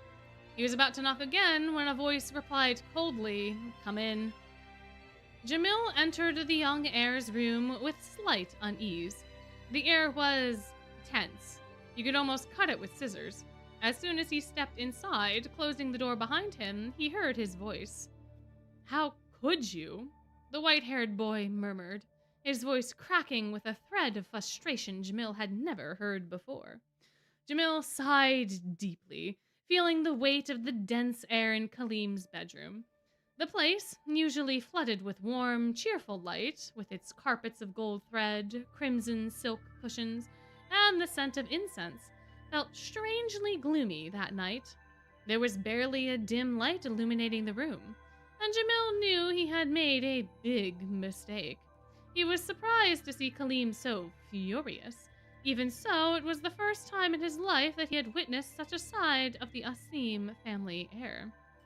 Kaleem sat on the immense bed, hugging his knees and turning his back sharply to Jamil. Jamil could hear the pure resentment vibrating in his voice. "Kaleem, about what happened, How could you hypnotize Azul?" Jamil stood speechless in the middle of the room, the words frozen in his throat. He blinked, processing what he had just heard. What? What you heard? Kaleem whirled around, the gold ornaments in his hair clanging violently, finally meeting his gaze. He was furious. Those ruby eyes, usually bright and kind, now seemed like sharp daggers pointed directly at him. "I don't understand," Jamil replied sincerely, frowning and taking an involuntary step back. "You hypnotize me? Fine, I can handle it," Kaleem shouted, crossing his arms so tightly his knuckles turned white. His cheeks burned with indignation. "But you did it to Azul, too? How many others have you given that look to? What else were you using your unique magic on behind my back?" Jamil stared at him, completely confused. Kaleem had truly left him speechless. The guilt he'd been carrying vanished, replaced by utter bewilderment. Is that what bothered you?" "Of course it did!" Kaleem uncrossed his arms, gesturing wildly, visibly agitated. "You barely know him, and now you're using your unique magic on him too. What were you doing with him in the hallways?" "But what? Did you do it on your basketball team members too? That's the last straw. That's why you were always coming back late from practice, right? You were probably doing it with one of them." "Kaleem! Kaleem!" "No! Kaleem, did you do it with Flight 2? Or with Ace? Or with both of..." Oh, yeah. Kaleem exclaimed, standing on the mattress. Anyone overhearing this conversation is gonna have wildly, wildly different thoughts. Kaleem! Standing up on the mattress, his ragged breath revealing how hurt he felt inside. "Tell me, Jamil, how many more did you bewitch?" "I didn't, Kaleem, look." Sorry, the cats are trying to scale the walls again. I just want to make sure she can't actually do it. Okay, cool. Anyway, where was I? Of course, I was the only one who knew your unique magic. I thought it was something special between us. Our secret. Now I know. Azul was so upset he'll probably want to take you to Octavanel. What is going on, Khalid? What is going on? Oh, you can't play with that part of the... Oh, Valentina, no. Hold on. The cats really want to be breaking up the tension. That's not a toy. No. How many times I gotta ask you not to do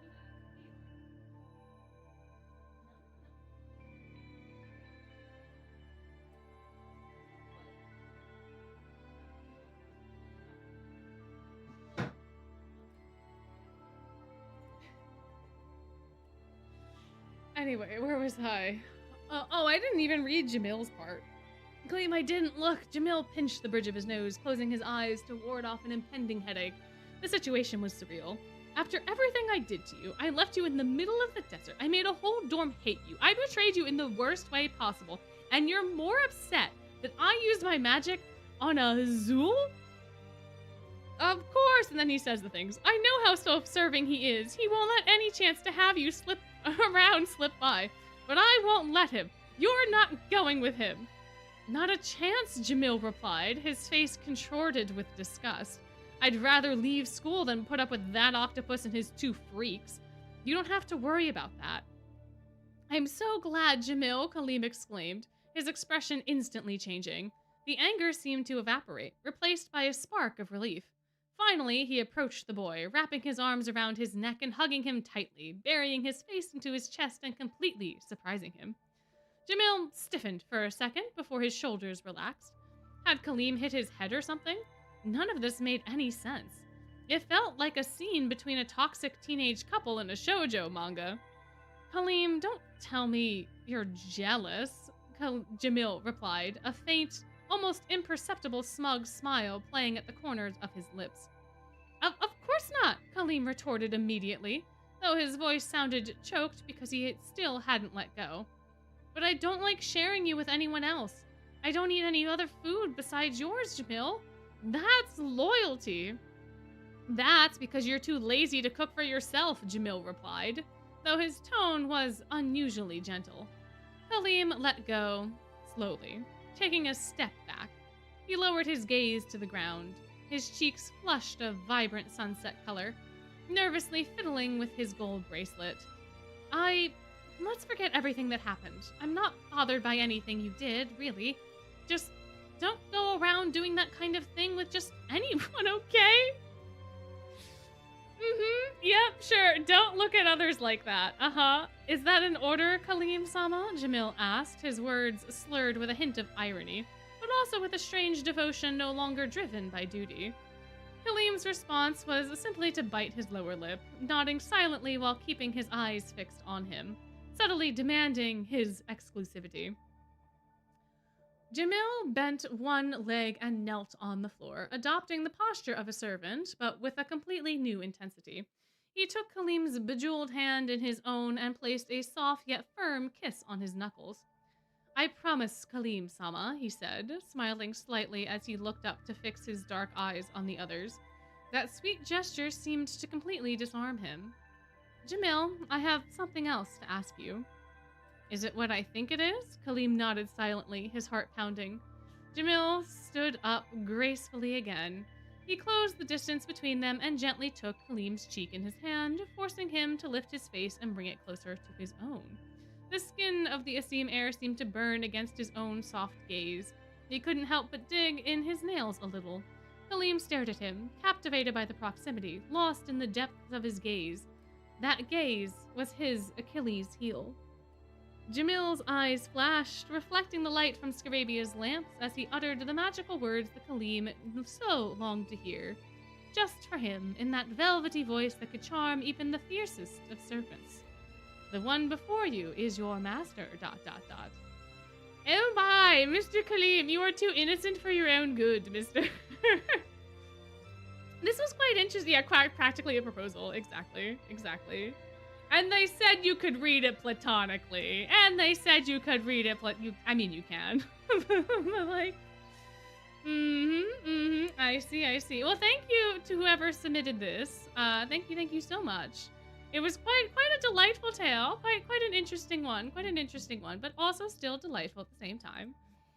But now I think we should get on to another one. Another fic. This is not platonic, the door is glass. Anyway, all right. Let's get on. Let's see what we have in store next. Let's see. My. I think you can read it platonically. I absolutely do think that you can. For sure. Absolutely. Maybe if I didn't read your message the first 3 times you put it in chat, I'm not going to read it the 4th time. Just FYI. Or like read it out loud. The Lonely Deep is what we have up next. The Lonely Deep. My, oh my, oh my. Where is this one? Seriously, where is this one? I swear, I went through the list and I refreshed the wheel to have all of the things. So I like went through the list, but like, man, oh man, oh man. It has to be on here somewhere. The Lonely Deep. The Lonely Deep. The one that's lonely. You know the deep? You know that deep? The one that's lonely? You know that one? That one. Where is it? Where did you go? Ah, there you are. There we are. Perfect. Oh, hey, it's yours. Yeah. Heck yeah! There we are. Thank you, Lilia. I think I found it just as you put it in chat. Alrighty. Let's see. What do we got? Go to bed. but it's their fanfic. They could stay up for their fanfic, right? Right. Alright, so this has no ships. No ships are sailing. We are run aground. We are dry. But it is an Octa trio fic.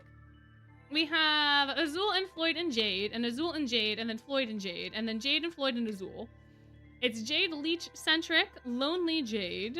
So Jade centric, just so that we're all aware.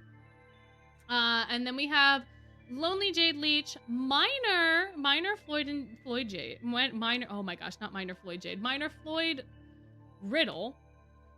But then we also have Jade Azul. Oh my gosh, there we go. Minor Floyd Riddle and Jade Azul. His name's Azul. Oh, no, never mind. Not Jade and Azul. It's Jamil and Azul. I can't read. I really can't read. There we go. Good gosh, guys. Bye. I'm doing so great.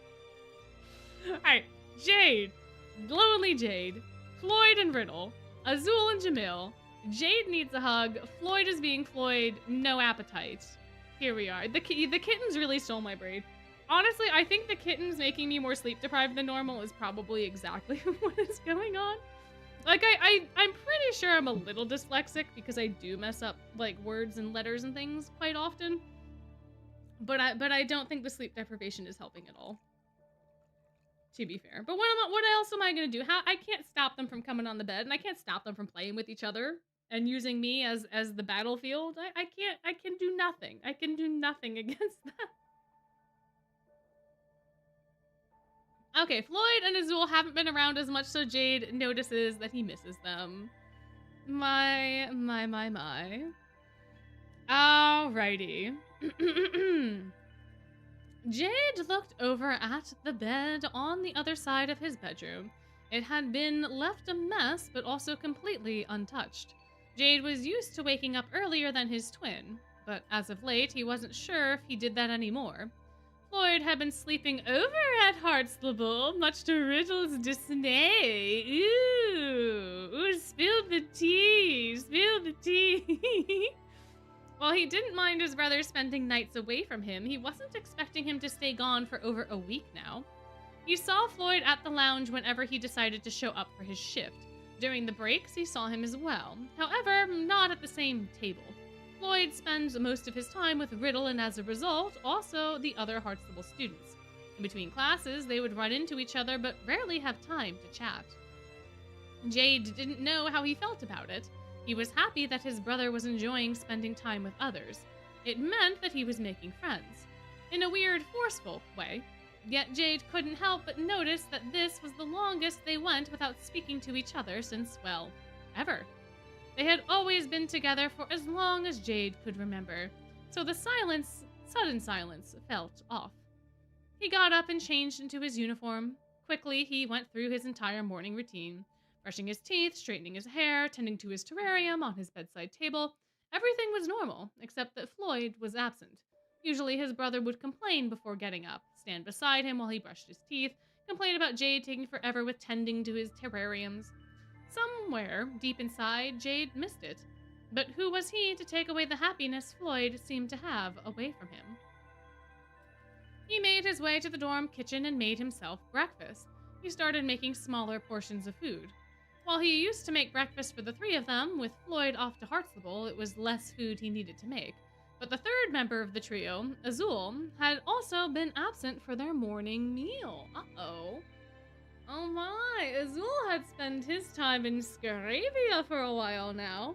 It started with him trying to convince Jamil to work together with him.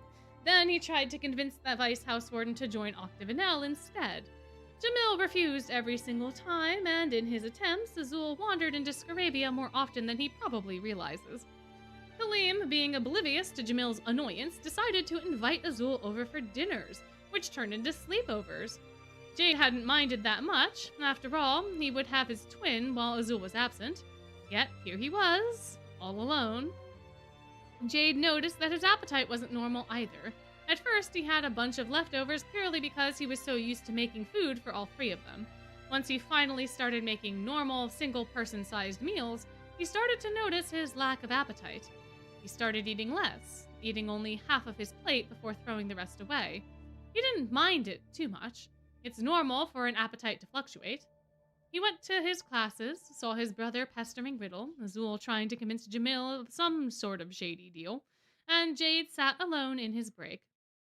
He poked at his food as he watched the other two. As the time passed, the bell rang, signaling class was about to start. Noticing he hadn't eaten any of his meal, he quickly forced a bite or two into his mouth, with the rest going in the trash can.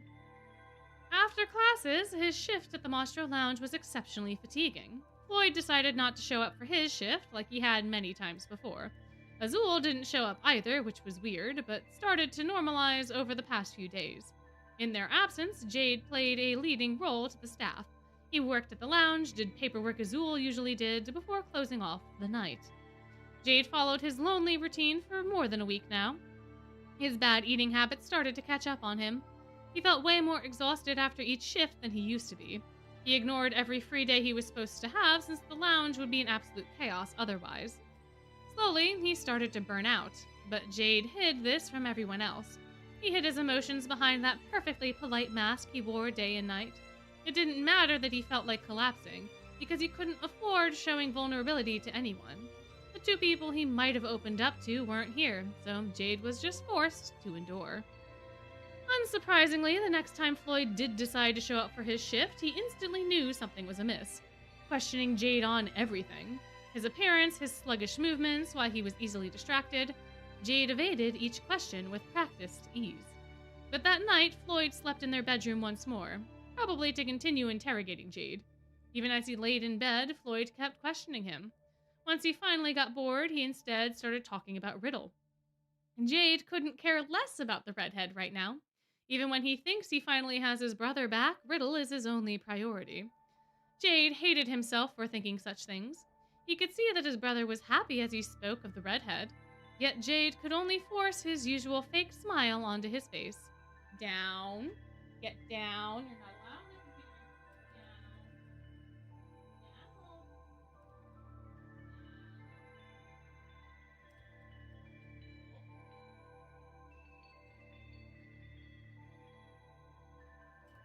down. Where was I? Jade hated himself for thinking such things. He could see that his brother was happy as he spoke of the redhead. Yet Jade could only force his usual fake smile on his face. There was nothing genuine about his expression. He didn't want to take away his brother's happiness. So if he needed to endure this so Floyd stayed happy, then he would. No, I was saying down to the cat, not to Jade. No. One of the kittens is very climby. She likes jumping on stuff, and she's gotten onto my computer, which isn't that big of a problem, except it's really close to my desk, and my desk has a bunch of acrylic standees and other like little things that she could very easily knock over. So I don't want her getting on the desk, which means I can't allow her to be on the computer. While the two were still mostly absent during the day, they did start sleeping in their own dorms again. Jade was happy that his workload lessened a little. It helped when pretending to be anything but exhausted. The two would question him whenever they had the chance, but Jade would just give them a polite smile and avoid their questions once more. It kept going like this for a few weeks. That was until Jade... I almost called him Jim. I think because I read you saying Grim. I just combined the two. Until Jade finally collapsed. Uh-oh. I mean, if I had a gray kitten that was also a guy, I probably would have named it Grim, but that was not what fate had in store, so... Jade was in his magical history class when the exhaustion finally caught up to him. He rested his head in his arms and closed his eyes. What was meant to last only a second or two before he'd go back to paying attention turned into a nap. He didn't even realize he had fallen asleep until he felt someone shake him awake. He opened his eyes groggily before looking up. The teacher glared at him, and he quickly sat up. Mr. Leach, could you please repeat to me what caused such an event to escalate this drastically? The teacher pointed at the board, and Jade quickly scanned over the text. The exhaustion in his brain made his memory hazy, however, he could barely register what he was reading. I cannot, sir, he said calmly, but he felt shame. He had always been paying attention, rivaling Riddle academically since their first year. Part of it was to help Azul with creating the study guides for the exams, but part of it was also just because Jade genuinely enjoyed learning new things. Mr. Train gave him a disappointed look before repeating it. No matter how much Jade tried, he just couldn't register anything the man was saying.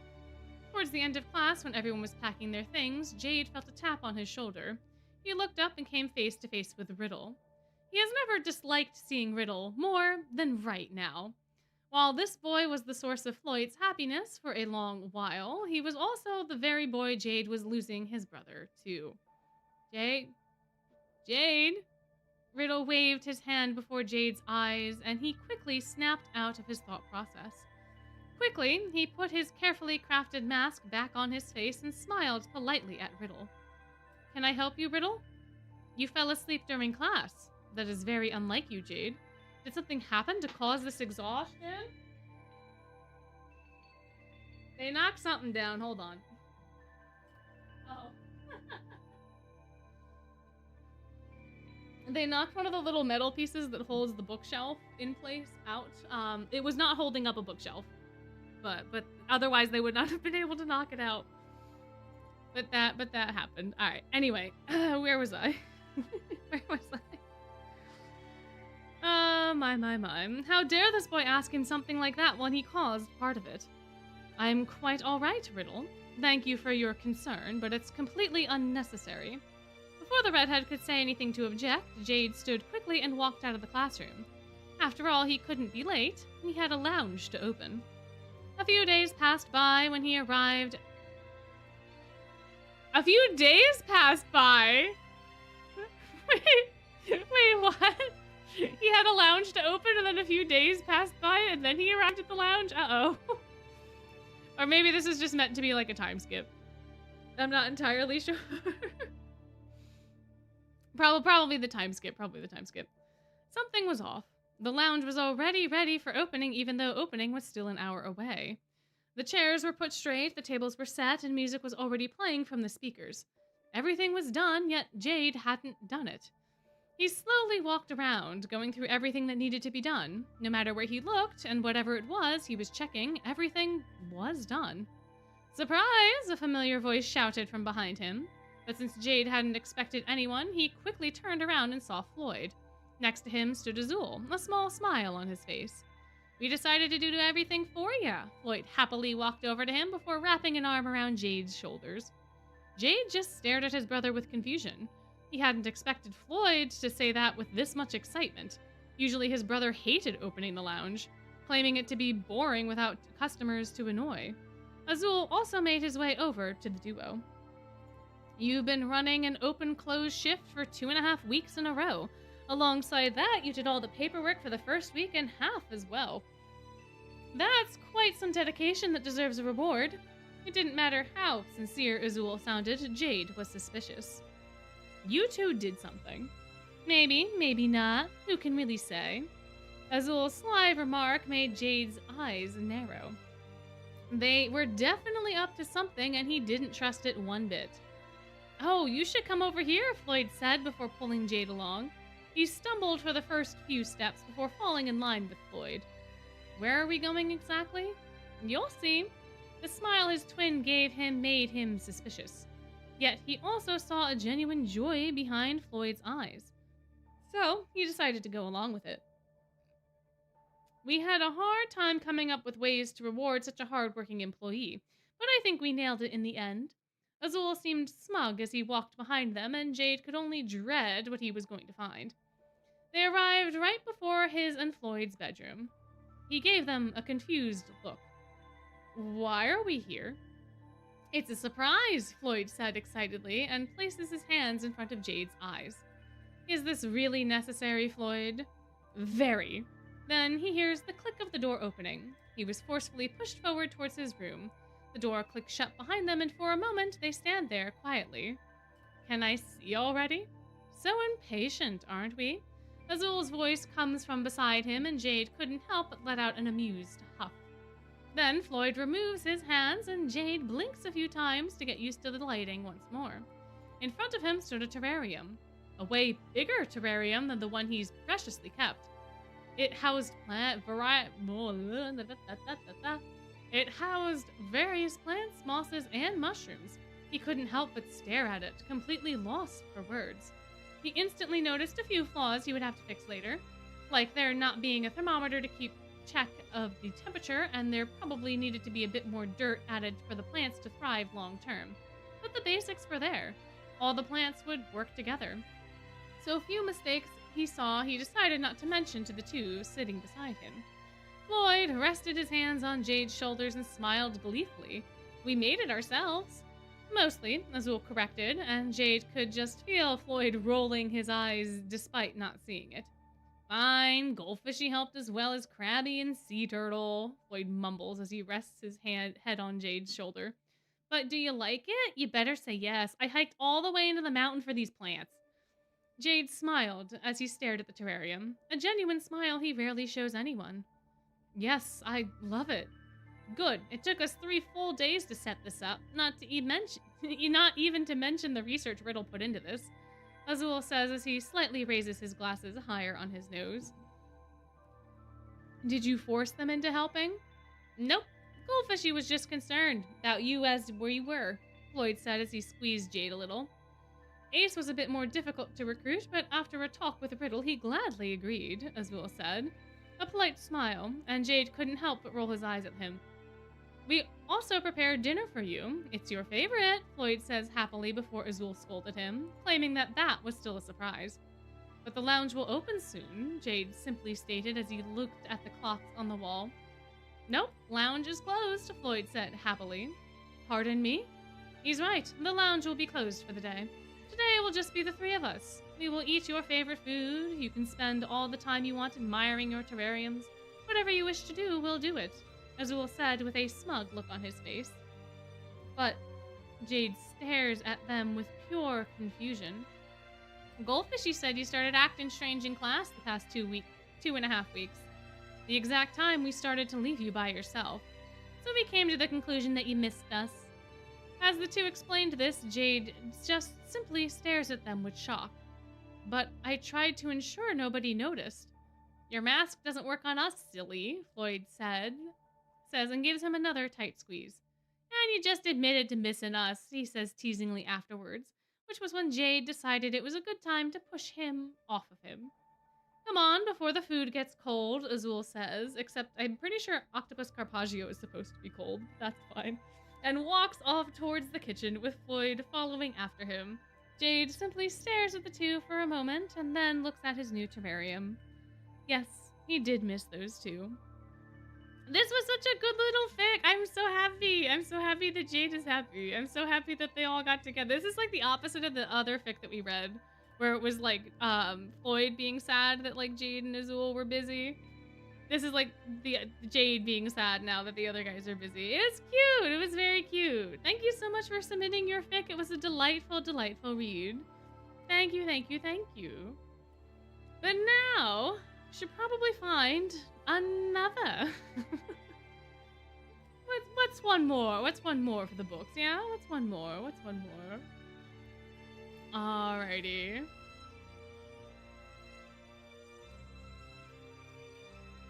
What do we got? What do we got? Ooh, prepare for trouble and make it triple. Dun dun dun. You should go to bed. If it's 3:35 a.m., you should go to bed. Go to bed. Go to bed. Enjoy your sleep. Enjoy your sleep. My. Oh, I'm glad that you enjoy being in this fandom. I'm quite glad. Glad to hear it. I appreciate all of y'all too. I'm glad that we all get to do this. These sorts of things. The twist things, these things. It's very, very nice. It's very, very nice. Can we put the last one to a vote? What are you talking about? I'm not talking about I'm going to bed. I'm talking about some of y'all going to bed because it's 3 a.m. And no, we are not putting the last one to a vote because there's like 40 fanfics. I cannot physically put a poll up for 40 fanfics. No, it's whatever the wheel decides. The only executive decision was not going through and like all of Cecilla's back to back. But no, I'm yelling at the people that are up at like 3 in the morning. Y'all need to go to bed. The stream will be, you'll have the VOD tomorrow. It'll be okay. My. Yeah, it's only 9:30 here. We'll probably get through a couple more. Probably a couple more. But we're not ending, Soul. I don't understand why you're so upset. We're not ending. Some people put in more fanfics than others. The limit is 5 per person. And then the wheel just decides where it goes. I put all the ones that people wrote with the same exact percentage, so it's just how the wheel's fallen. It's fine. Anyway, this one seems to be another fluffy one. I'm gonna just put fluff. There's like no specific pairings or anything like that. So we have Jade, Floyd, Georgina. Oh, it's Octa Trio again. Azul, Octafidel, Scaravia, Jamil, Kaleem, original characters, a fan kid character, Floyd and Jade's father, Lilia, Sebek, Malleus, Silver, Vil, Epple, Rook, Ortho, Ace, Deuce, everybody. Everybody. It's everybody. And Cheka. It's everybody and Cheka. Down. Nope, down.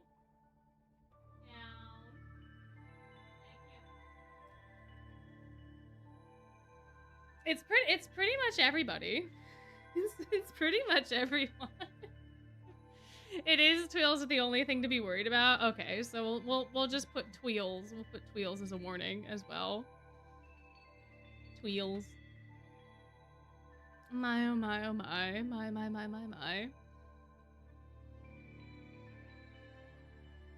Oh, they're spending. Okay, so they're spending the weekend with their little sister. Okay, so Tweels and then also OC. OC Tweel.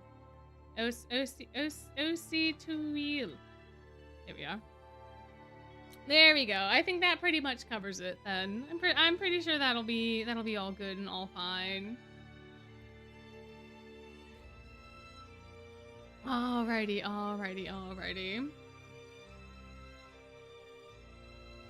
Let's see. We have Jade and Floyd smiled as they watched Azul drag the extra bed into the twins' room, huffing and puffing as he shoved the bed into place between the Tweels' beds. Was this really necessary? Couldn't one of you sleep on the floor? Jade, I know you have a sleeping bag. Why don't you make use of it?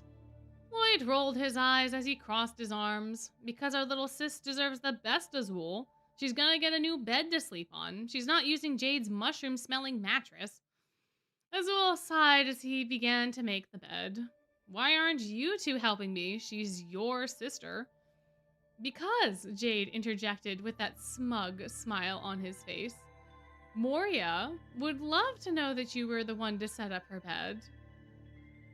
You know just how much she adores you. Azul scowled as Floyd chimes in. Yeah, I don't really get it. Our sister has weird taste in people. Azul wanted to make a comment about them also finding him down.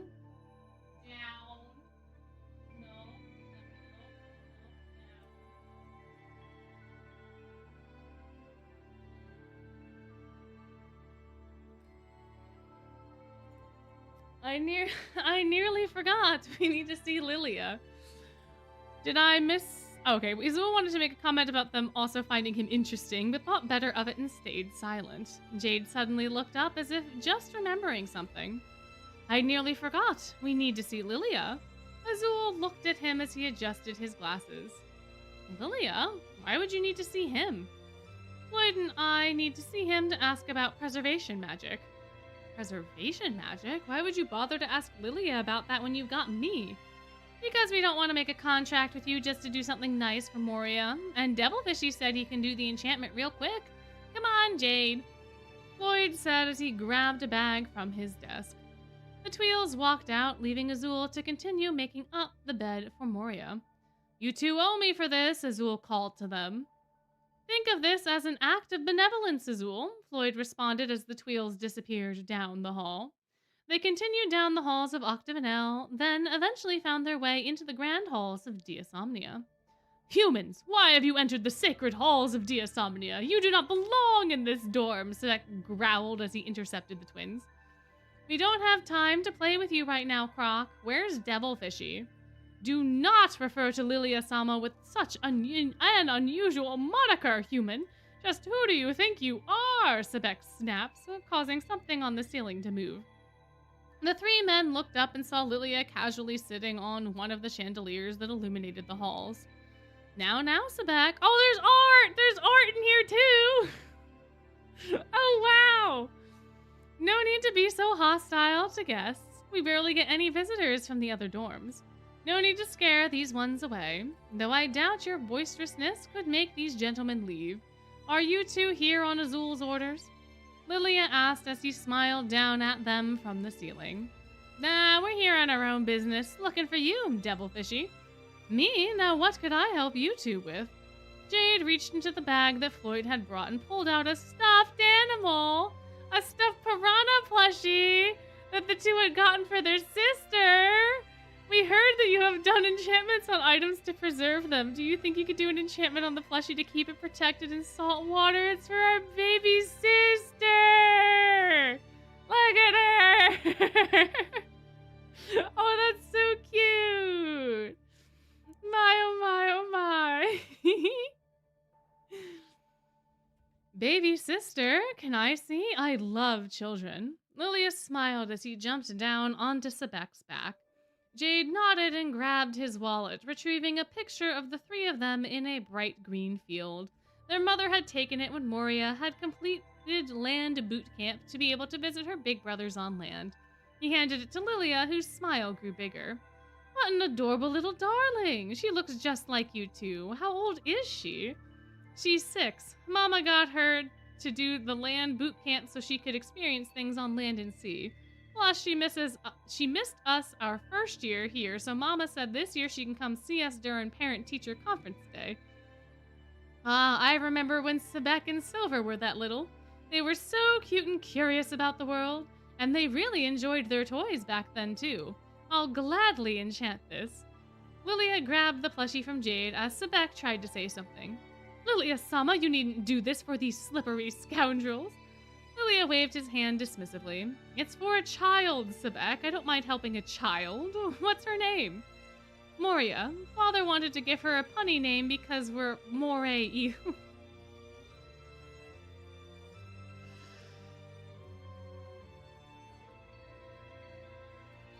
didn't put that together. I didn't realize that was why. Oh, I see. I see, Jade explains as magic began to gather around the plushie. Moria Leech, Lilia began. May this plush toy stay intact regardless of where you go or what troubles may come your way. May it be filled with durability and a child's love. Lilia kissed the plushie's snout as magic poured into the plush piranha. He handed it to Jade along with the picture. Here you are. When will you be giving this to her? Today. She's coming to stay with us in Octavenel for 3 days. Crowley approved it after our mother so kindly asked if she could visit for a few days. She'll be staying in our room with us. Oh, that's adorable. Bring her by Diasomnia, won't you? Malleus would gladly welcome her, along with the rest of Diasomnia. Jade and Floyd looked at each other and smiled. Perhaps we shall. I'm sure she'd love it. Floyd looked up at his phone and paused. Jade, let's go. Moria's gonna be here in like 10 minutes. Jade put the plushie in the gift bag as the two immediately sprinted out of Diasomnia, running straight to the gates of Nightraven College. They arrived there, panting and completely out of breath, as a limo pulled up to the gates. The driver stepped out, walking around the back to open the door for her. He held out his hand, helping Moria down onto the ground. Her eyes lit up when she saw them. Big brothers! Mori! Floyd cheered as she ran into them. Arms spread open as she hugged them tightly. Jade and Floyd held her as the driver brought her luggage to them. Your father says to take care of her. Floyd continued to spin with Moria in his arms as Jade nodded. Of course we will. Send father our regards. The driver nodded, waved goodbye to Moria, and drove off. Moria giggled as Jade grabbed her little luggage. Ready to spend the weekend here, Mori? She nodded excitedly. Is it true that Azzy is here? Yep, Azul is here, and he's super excited to see ya. He even set up your bed.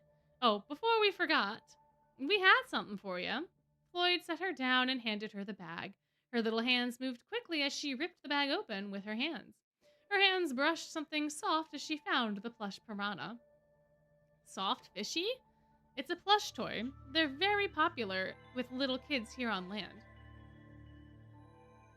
Oh, someone found her way behind the bookshelf. We even had it enchanted so you could bring it back home to the Coral Sea when you leave. Jade explained as he held the plush up to the light of the sun. Moria smiled and hugged it to her chest. Look at it! Look at it! It's got a red belly, the cute eyes, the sharp teeth, it has everything! Jadey Floydy, isn't this the cutest fishy ever? Moria smiled as she held it up for the Tweels to get a better look at. I want to show Azzy, take me to him!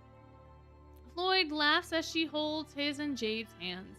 The three walked back to Octavenel's mirror and entered through the Mostra Lounge's entrance. The place was bustling with the afternoon lunch rush as the servers rushed past the trio. Moria watched everything, fascinated as servers carried steaming plates onto tables. Jade, Floyd, there you are. We're super backed up at the moment. Can you two clock in and start helping us with this 10-top? Nah, we're not clocking in right now. Or all weekend. She don't ask us for help. Oh, so don't ask us for help. Good lord.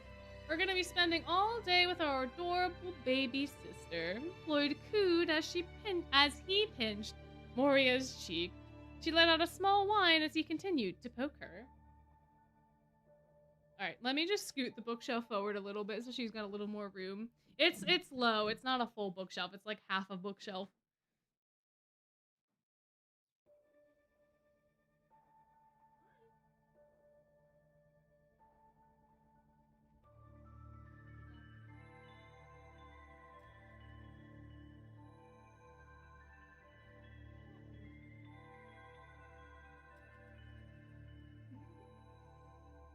There was definitely enough room for her to be there, but now it'll be easier for her to move around. So you two aren't helping us at all? An employee asked as Floyd suddenly glared at him, cracking his knuckles as he made eye contact with them. I said we ain't working. You got a problem with that? Gonna make us come in? He growled as Jade picked up Moria into his arms. No, sir. Moria held her plushie closer as the new sights and smells began to become a bit too much for her. The Tweels noticed and decided it probably would be best to get her out of this environment. They forced their way past the servers and finally arrived at their room. Azul was sitting on Floyd's bed, exhausted from doing everything to set it up. As soon as she saw him, she jumped out of Jade's arms and hugged Azul. Azzy, you're here! Azul smiled and returned the hug. Hello, Mori. How was your journey here? I got to ride in this thing called a car with a mama. Then Papa got this really long card called a limo. And then Papa had the two best guard people drive me and ride with me. We were moving without swimming or walking. It was so cool. And look, Floydie and JD got me this piranha. Isn't it cute? Moria shoved the piranha plush in Azul's face to give him a better look, all while continuing to squeeze him within a hug. What was with this family and squeezing people? Azul saw her bury her head in his chest as she began to cry. Uh-oh. Uh-oh. What's wrong, Moria? Are you okay? The little girl didn't answer for a few seconds. Tears streamed down her face as she looked up at them. I missed you and Big Brother so much. You didn't come home for winter break, so I was lonely. You could practically hear all of their hearts breaking as she spoke those words. Azul noticed Jade and Floyd looked a bit surprised and sad. The Tweels surged forward and engulfed Moria and poor Azul in a hug. Oh, Mori, we had no idea you missed us so much. Floyd whined as Azul yelped. The twins squeezing him along with Moria. Man, lots of squeezing. They got a lot of squeezing going on. Moria happily sat on the bed that Azul had made for her. Thank you, Azzy. Moria, we aren't even related. Then why does Mama call you son? Oh no, you can't get out of that, Azul. Not at all. Not at all, man. Azul had no answer for that. It was no secret that Georgina held an affection for him, even if he wasn't sure why. But Azul did have to admit that she always seemed to see him as a second son. In a way, the Leeches were like a second family, and even if Azul was loath to admit it, he cared about their family too. So Mori, you're on land now, away from that boring land school. What's the first thing our little sister wants to do? Anything you want, we'll make it happen, Floyd boasted as he patted Moria on the head. Jade nodded. Indeed. What would you like to do? I'm sure you've thought about it for a while. Moria looked down as she kicked her feet. I want to try land food, hot food, sweet food, crunch food, cold food like ice cream, and I want to set off fireworks like they do on land. Can we do that? The mention of fireworks made Azul smirk as he thought of the perfect place they could do that. Jade, Floyd, why don't you two cook something for her? I need to visit Kaleem. I.e. Jamil. Jade and Floyd looked at her as Azul left. Come on, Mori, we're gonna sit you in the VIP section because you're our little VIP. Jade smiled as he picked her up. Floyd and I are gonna make you something to eat. Yeah, only the best for our baby sister. Floyd smiled as he sat Moria down in the special VIP booth that the lounge used. Jade? Floyd? We have someone who wants that booth. A server tried to interject. The Tweels turned to look at him, and if looks could kill, this poor server would have been headed to the afterlife. Did someone pay for this booth already? Jade asked as the server shook his head. Then I suppose it's not theirs then. This seat is for our beloved baby sister, and it will remain hers until she is done with her meal. Yeah, the person wants me to give him a nice long squeeze. Oh my goodness. The person wants me to give him a nice long squeeze, Floyd growls, making Moria giggle as he low-key threatens the patron. I'll tell him that it's occupied. Floyd nodded. Yeah, buddy, do that. He snaps as Jade smiles, enjoying the chaos of his twin. Floyd looked at Moria. Okay, Tiny, sit here and wait. Jade and I are gonna go make you some delicious food. Here, play on my phone. Just ignore it if it rings. I doubt it'll be anyone important. Floyd, do you have basketball practice? Don't you have basketball practice right now? I don't know, maybe, but I'm here to treat baby sis. I can practice basketball later. What's basketball? It's a land sport. I'll show you tomorrow. Come on, Jade, let's get cooking. Jade smirked and nodded. The two headed into the kitchen.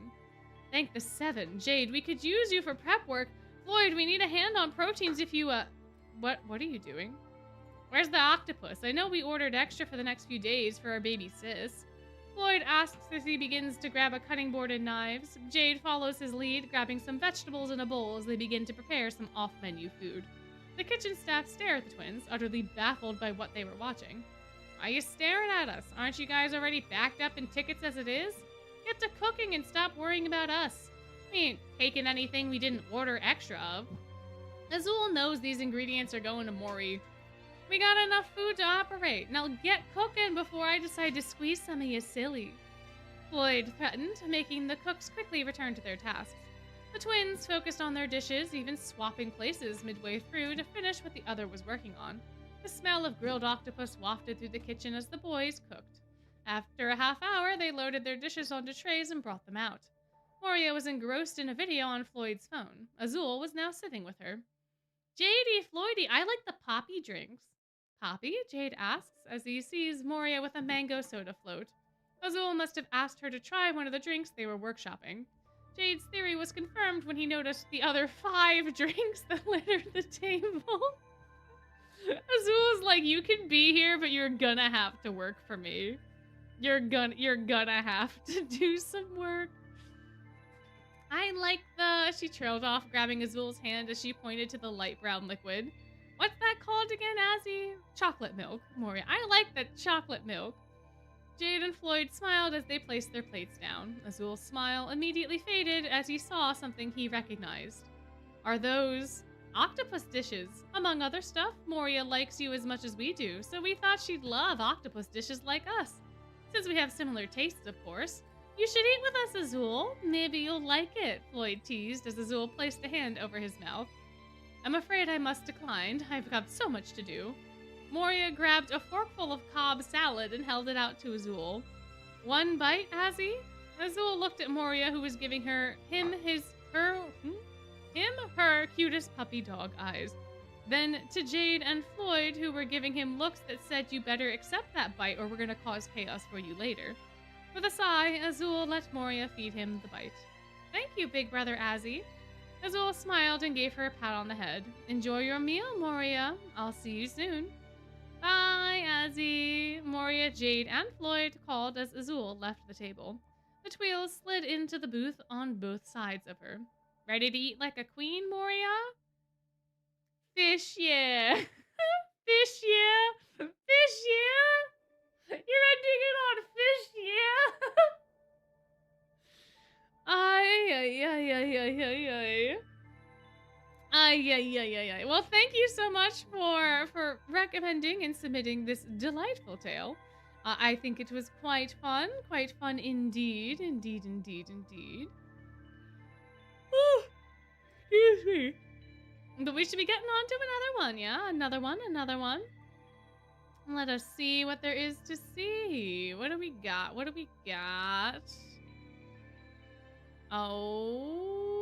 Oh, just moved on to the Playful Puppeteer. It had just moved on. My goodness, my gracious, me oh my. Alrighty, let us grab this real quick. And I shall not hit... I keep going to hit the ending screen and I don't know why. I don't know why.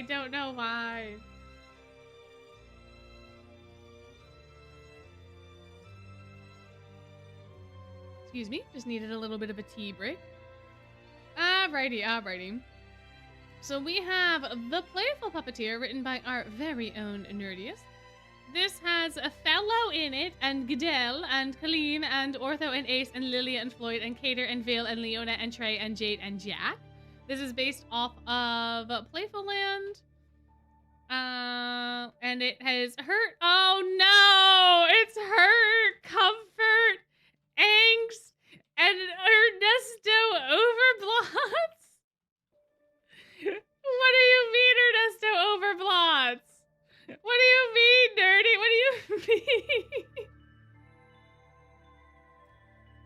What do you mean he overblots? What do you mean?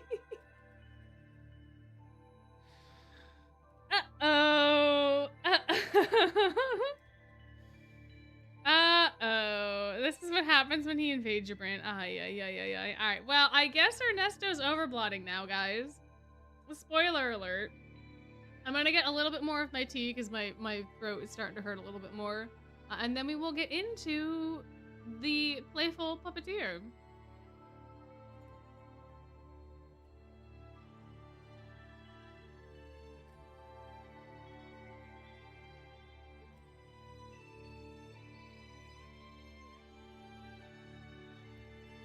Kaleem! Ace and Ortho shouted. Gino, hold him in place, Ernesto shouted. Gino pounced on Kaleem, stopping the boy from moving. No, stop, Kaleem cried. Let me go. Ernesto breathed heavily. Talk about giving me extra work. He reached into Kaleem's pocket, pulling out the ticket. There's no mistaking the shiny, sparkling Playful Land ticket. Once I tear this up, you'll be joining the rest of your friends in Puppet Purgatory, which means I win. Ernesto ripped the ticket up. Kaleem screamed as his body went still and wood grew across his face. Ernesto just laughed, straining against his injuries. You see that, Gino? I did it. I've turned all the Night Raven college students into puppets. Ernesto laughed again, laughed until he started coughing. He covered his mouth with his hand. Gino looked up, concerned. I'm fine, Gino. Ernesto, if it's money you're after, I'll pay as much as you want, Kaleem begged. Just please let everyone go. Can't you see how sorry we are? Let us go back to school, I'm begging you. It's too late for that, Ernesto shouted, almost giddy with it. He coughed more into his hand. He looked back at it, expecting blood or spit or something. Why was it black? A phone rang from the other room. Really, now of all times, this employer can't take a hint to save his life. Gino looked up at Ernesto nervously. Nah, I'll take it. If I don't, I'll get the 3rd degree later. You keep an eye on these guys. Gino nodded, but his ears wilted. He was worried about his brother. Ernesto managed to get over to the phone. He felt like his phone body was in pain. But at least I won. Ernesto picked up the phone, an old rotary device. Hello, yes, this is Ernesto Falworth speaking. Your timing is impeccable. I just captured the last of the Night Raven college students. I expected you to get it done sooner, the proprietor grumbled over the phone. But sir, I worked as quickly as I... Not quickly enough, and I'm deducting damages from your payment. What? Ernesto shouted. The park puppets? You're invoicing us for their repairs? That wasn't the deal. Why should we have to foot that bill? I'm sure a scumbag like you can scrounge up the cash. Okay, that's a little much. Ernesto took a breath. If I may, sir, Gino and I have been doing the absolute best we could under the circumstances. You can't just... The proprietor hung up. You, Ernesto muttered. You glob of gutter trash. Gino rushed into the room. You were trying to escape. The kitten was trying to escape. She tried to jump over the cardboard that's blocking the hallway. That scared both of us.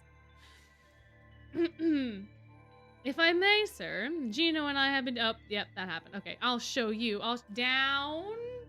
Kitty, down.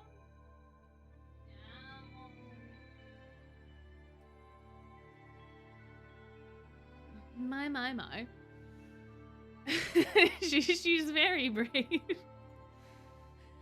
Anyway, okay, Gino rushed into the room. I'll show you. I'll show everyone.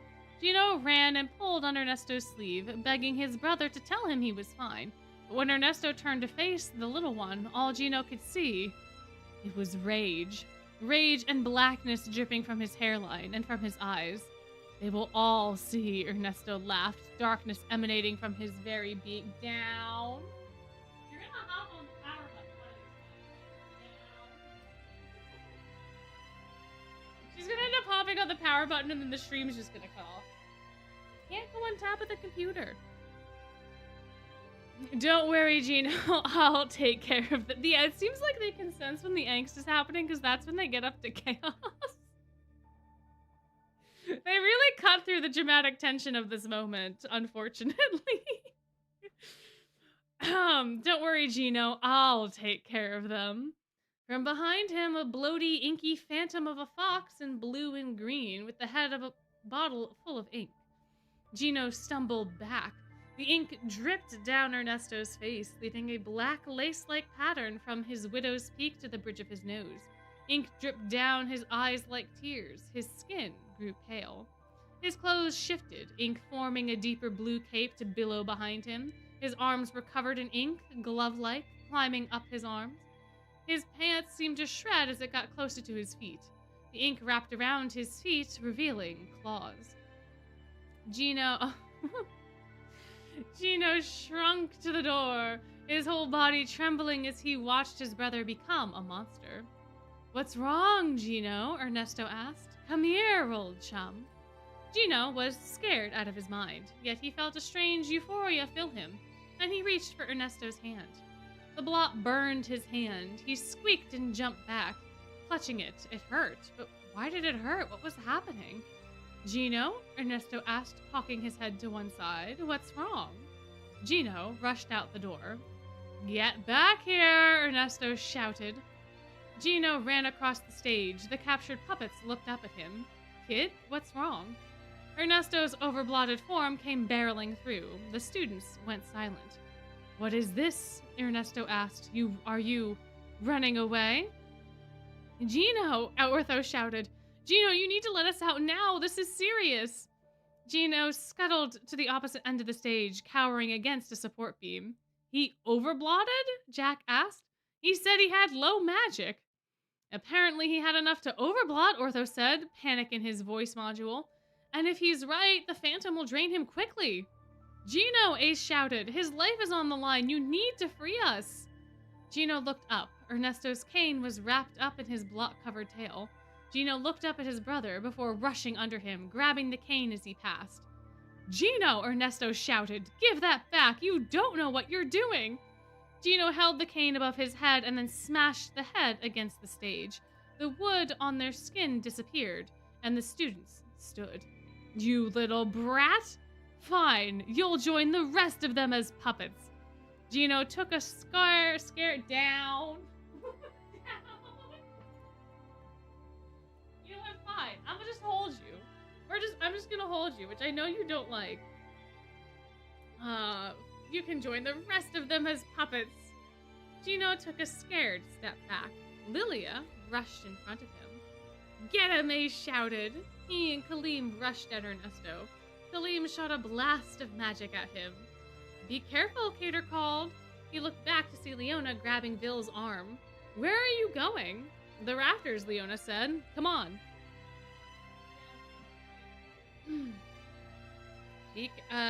Cater followed, with Floyd tagging along. "This looks fun." Trey should have followed, but he decided to stay with Jack and Lilia to protect Gino. They'd seen Riddle and Leona overblot, but in neither instance was a kid in danger. "Aim for the phantom," Ortho shouted. "I'm trying," Ace said with gritted teeth. He aimed over Ernesto's head. The blast created a crack in the phantom's head. Ernesto groaned. "How dare you!" "Ernesto," Kaleem called out, "you're gonna get hurt. Gino could get hurt." "You think I care?" Ernesto laughed. "You scholars don't have any idea what I've been through."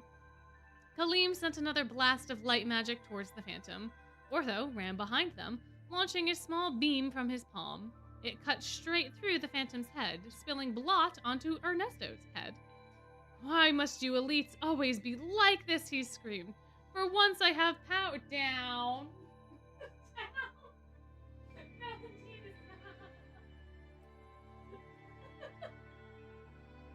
It is at the most dramatic moments. Ay, ay, ay. "For once I have power, and you dare to take it from me. Because you'll hurt people," Ace shouted. "Or yourself." "Indeed," Ortho affirmed. Ernesto was visibly growing weaker as the phantom continued to suck all the life out of him. "Ernesto, I have brothers too," Kaleem begged. "I know Gino is terrified seeing you like this. You have to fight it." "Shut up," Ernesto screamed. He waved his hands, pushing the three back with a blast of magic. "Stop, you'll make it worse," Ortho cried. This wasn't about his stick's duty anymore. He genuinely wanted Ernesto back. Leona led the four up to the rafters, and he reached one of the stage lights, pulling it out of its placement and launching it at Ernesto like a pendulum. Still hanging from its wire, the light barely nicked the phantom, instead lodging itself in the wall. "What are you doing?" Vil asked. "Trying to get the phantom," Leona said, going for another one. "The wires are too high to reach him, but they're long enough to hit him." Vil groaned. "Okay, but a slight problem. The wires could snap." "They're not gonna snap," Leona assured him. "Sure, Leona, sure." Tossing another light at the phantom. Maybe he didn't push hard enough, but the wire snapped while swinging. The light hurtled down to the stage. Jack was able to see with enough time to push Ace and Kaleem out of the way. "Are you trying to kill the phantom or the freshman?" Vil shouted. "You dragged me up here for this?" "Shut up, we gotta kill this thing," Leona growled. "Guys, calm down," Cater tried to calm the screaming house warden. The metal rafters rattled beneath them. "Oh, I want to try." Floyd rushed over to the stage light, pushing with all his eel strength. The light lodged itself in the center of the phantom's bottle head. Ernesto and the phantom stumbled backwards from the force. "Oh man," Floyd moaned, "I was aiming for Jade." "What do you mean, Floyd? What do you mean?" Ernesto looked up at them. He sent a blast of magic up to the rafters. The metal rattled as the suspended beam cracked. Floyd ran to the far end in time. The other three were stuck as the floor under them turned into a slide. Leona sunk his hand into the gaps between the metal. Vil grabbed his leg. Cater, not on purpose, grabbed Leona's tail. Leona yelped, letting go, and sending all three into freefall. "Cater!" Trey shouted. He focused on the area of the stage below them. "Paint the roses!" When the trio landed, they bounced as if they landed on a trampoline. Leona still landed on Vil's stomach.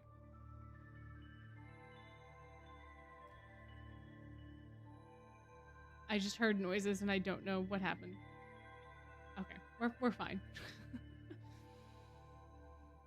Jack ran up to them. "Are you guys okay?" "I'm fine," Leona managed. Get off me," Vil pushed the lion off. Ernesto orthoplated. "You have to stop. You could seriously die." "Shut your privileged little mouths." Gino squirmed in the Fey man's grasp. He couldn't leave. Ernesto needed him. He was afraid, of course he was. His brother had become an ink-spittering monster, but it was still his brother. "Gino, calm down," Lilia comforted him. "I know you're scared, but they're handling it. They'll get your brother back." Gino couldn't take it anymore. He managed to squirm free of Lilia's grasp. With all his speed, he ran up to Ernesto. Kaleem held him back. "Gino, be careful!" Ernesto looked at Gino with burning hatred, but his eyes softened. Gino looked afraid. Was he scaring Gino? Gino, the only thing that mattered to him, the only good thing he's ever done in his life. Beam charged. Ernesto looked up to see Ortho blasting his beam at the phantom. His head shattered. Its head, not his head. Its head, the phantom's head, not Ernesto's head. They didn't kill Ernesto, they killed the phantom. No, Ernesto screamed. No! Kaleem pulled Gino back as the phantom shattered around them. Ooh, we get some Ernesto backstory now? Ooh.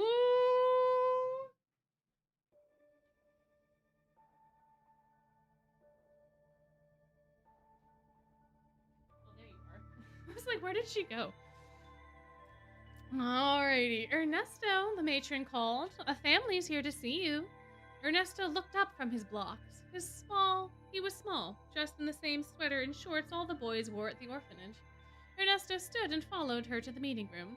"This is Ernesto," the matron said. "He's incredibly well behaved." The mother smiled at the little fox beastman. She was a well-dressed woman with fey ears and fangs. The man behind her was a fox beastman like Ernesto, but his ears were white. An Arctic fox, perhaps? "He has magic," the matron offered. "He's the only child here who has magic. Come on, buddy, show them." Ernesto held out his hands and tried with everything he could to cast a spell. He couldn't. He just couldn't. And he could see the disappointed look in the mother's eyes. "They didn't take me home. No one ever took me home." Oh. Okay. She was trying to get back on the computer. I aged out of the system without ever getting a chance. Ernesto, the matron called sing-songingly. I got a letter from the school you applied to. Oh, Ernesto took the paper. At this point, he was 16, had discovered his unique magic, and was desperate to get into any school. He'd take Noble Bell if he had to. What does it say? She handed it to him. Open it. Ernesto did with glee, ripping into the paper and unsheathing his prize from the envelope. His face of excitement turned to disappointment. The matron looked up at him with pity. I'm sorry, Ernesto. Ernesto sighed and added it to the pile of rejection letters under his bed. All my life I wanted someone, anyone, to give me a chance.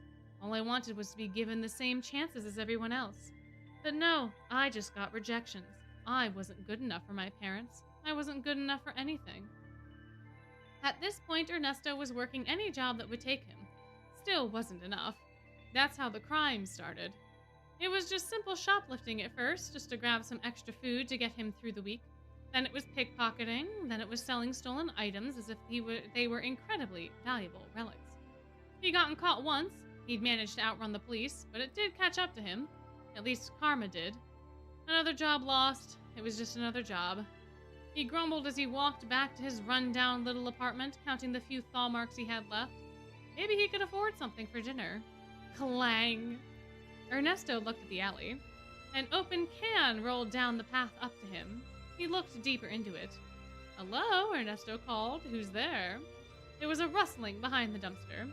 I have magic, he warned. Why did I even come down here? From behind the dumpster, a tiny cat beastman, small and frightened, peeked out. His brown hair was overgrown and messy, his clothes tattered. Hello, little guy, Ernesto said, tucking his money in his pocket. I'm not gonna hurt you. The cat crawled out, slowly walking towards him. He was so thin, so small. Where's your mama? Ernesto asked. The boy said nothing. Do you know how to talk? Ernesto asked. You understand me? The boy nodded. But you can't talk, can you? The boy nodded again. Ernesto sighed. I can't leave you here. Come on, you'll spend the night with me and I'll get you somewhere safe tomorrow. That's when I first saw him. Gino, my sweet Gino. I don't know where you came from, but the way we were already brothers, neither of us had a home, neither of us had a family. Hey, quit it! The boy had sunk his claws into the ground as Ernesto tried to pull him out the door. I'm trying to take you somewhere safe, Ernesto explained. These people will take care of you. They'll give you food and water and clothes. And if you're luckier than me, someone will take you home. He managed to pull the boy off the floor, only for him to latch onto Ernesto's leg. Hey, Ernesto shouted, get off! I'm telling you, this is what's best for you. The boy wailed at the thought of leaving. Listen, I know it doesn't sound like the best option, but it is. The boy looked up at him with big baby eyes. No, Ernesto tried looking away. Who taught you to be so manipulative? He sighed. I can't put you there. They did nothing to help me, they'll do nothing to help you. And the boy excitedly jumped and hugged Ernesto. Ernesto hugged him back. If you're staying here, you need a name. How about Gino? The boy liked that. He nodded, jumping up and down with excitement. Okay, Ernesto tried to calm him down. Gino, I promise I'll do everything I can to keep you happy and healthy. Gino smiled, wrapping his arms around Ernesto in a big hug. Gino, the only family I've ever had. I would do anything to guarantee you a happy life. Life screwed me over. I refuse to let it screw with you. Gino, Ernesto returned to the little hostel home. I have something to show you. Gino jumped out of his seat and looked up at Ernesto. Ernesto showed him a yellow jacket, cropped over his stomach. It was very fancy looking. Gino was in awe. Ernesto put it on him, smiling as the jacket was put on him. He looked so fancy. The sleeves are a bit long, Ernesto noted. What do you think, Gino? Gino smiled, hugging his brother with all his tiny strength. Ernesto smiled. Oh, I also stole some lunch for us. Hungry? Gino nodded. Gino, I wish I could have been a real honest man. I wish I could have magicked away all your pain and sadness. I wish I could be the family you deserve. The dust began to settle. Kaleem held Gino close. Ernesto's figure appeared from the dust. He coughed the blood out of his throat. Gino? He managed. Gino ran up to him. Ernesto held out a hand to stop him. Gino, I didn't hurt you, did I? Ernesto asked. I'd never forgive myself if I hurt you. Gino shook his head adamantly. Ernesto breathed a sigh of relief, giving Gino the chance to give his brother a big hug. Gino, Ernesto said. Gino, I'm so sorry. He looked up, managing to stand, still holding Gino in a hug. I'm sorry to all of you. What exactly happened? Kaleem asked. Ernesto explained everything. Kaleem looked at him with sympathy. All that work and you aren't even getting paid? Kaleem, don't sympathize with him! Bill chastised. He tried to kill us. He's just desperate for cash, Lilia said. I can understand the feeling. It's hard enough to feed yourself, let alone someone so tiny and adorable. Kaleem smiled. Yeah, I can't relate at all. Yeah, yep, yeah, cannot relate. That's how it is, isn't it? Ay. My. Ernesto groaned. He looked back down at his little brother. Thank you for keeping Gino safe. It was nothing, Lilia smiled. He's just adorable. So the proprietor isn't paying you at all? Ace asked. What a piece of shit. Exactly, Ernesto said. Even Azul would have made such an aspect to the deal clear. Jade shook his head. What a despicable man. Vil glared at Jade. Hey, where's your brother? Don't know. Floyd is still up in the rafters, aiming the lights, being like, let me see if I can take out everybody at once.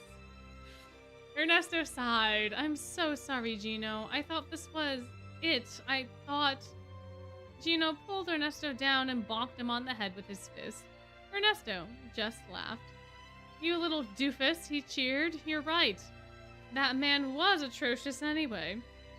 I'd like to show some appreciation to our former employer. The brothers shared a cheeky smile. We're going to destroy the park. You're going to what now? Are you sure that's advisable? Ortho asked. Your blood levels may be lowering, but I would advise against doing any more magic for a while. Well then, won't you boys help me? Ernesto smiled. The magic was dispelled when Gino broke my cane, so you should be safe to be as destructive as you want. He shrugged. Why not? Why not? Leona asked. He just overblotted and now you trust him? House Warden Jack managed. He really shouldn't be talking. I mean, after all that, we might as well trust him. Indeed, Jade said. He knows we can dispose of him if he's luring us into another trap. Kaleem smiled. Great! I've wanted to be friends with you the whole time. Wonderful, Ernesto managed with a weak smile. Gino, get your hammer. Gino excitedly ran to grab his hammer. Bill approached Ernesto with the pieces of his cane. With a simple spell, he put it back together. It's a bit worse for wear, but it should work. Thank you, Ernesto said. I will follow the robot child's advice and avoid using magic. Jade sighed. Well, I hope I never have to do that again. Yeah, Kaleem agreed. I hope no one else overblots this year. Agreed, Vil nodded. Jade looked around. He smiled to himself. Now where is my dear brother? He looked up to the rafters. Floyd was clutching the metal so hard his hands had gone white. His face, too, was frozen in fear. Not at the fact that someone had just overblotted, but at the fact that he was 20 feet above the ground on very rickety metal. Oh, is someone scared? Jade smiled teasingly. Floyd said nothing. Jade smiled. Trey, could you go get him? Trey looked up, panic filling his face. Sure, I'll get him down. After some coaxing by Trey and teasing from Jade, Floyd jumped onto the trampoline. The excitement wiped away his fear. He smacked his brother for being so mean and followed everyone else to do a little property destruction. My. Well, how delightful. It was a little sad. It was a little angsty. But it ended up all being okay. And I think that is the moral of the story in cases such as this. Thank you so much for submitting your very lovely, wonderful fic. I think we have time probably for like one more. I think I have one more in me. But that, oops, nope. Yeah, one more. I did it again. One more. We'll see how, if it's a long one, it'll be one. If it's a short one, it'll be two. But it's getting a little late and my voice is getting quite rough. So, fractured reflections. Where is the fractured reflections? That's not what that says. Where are you?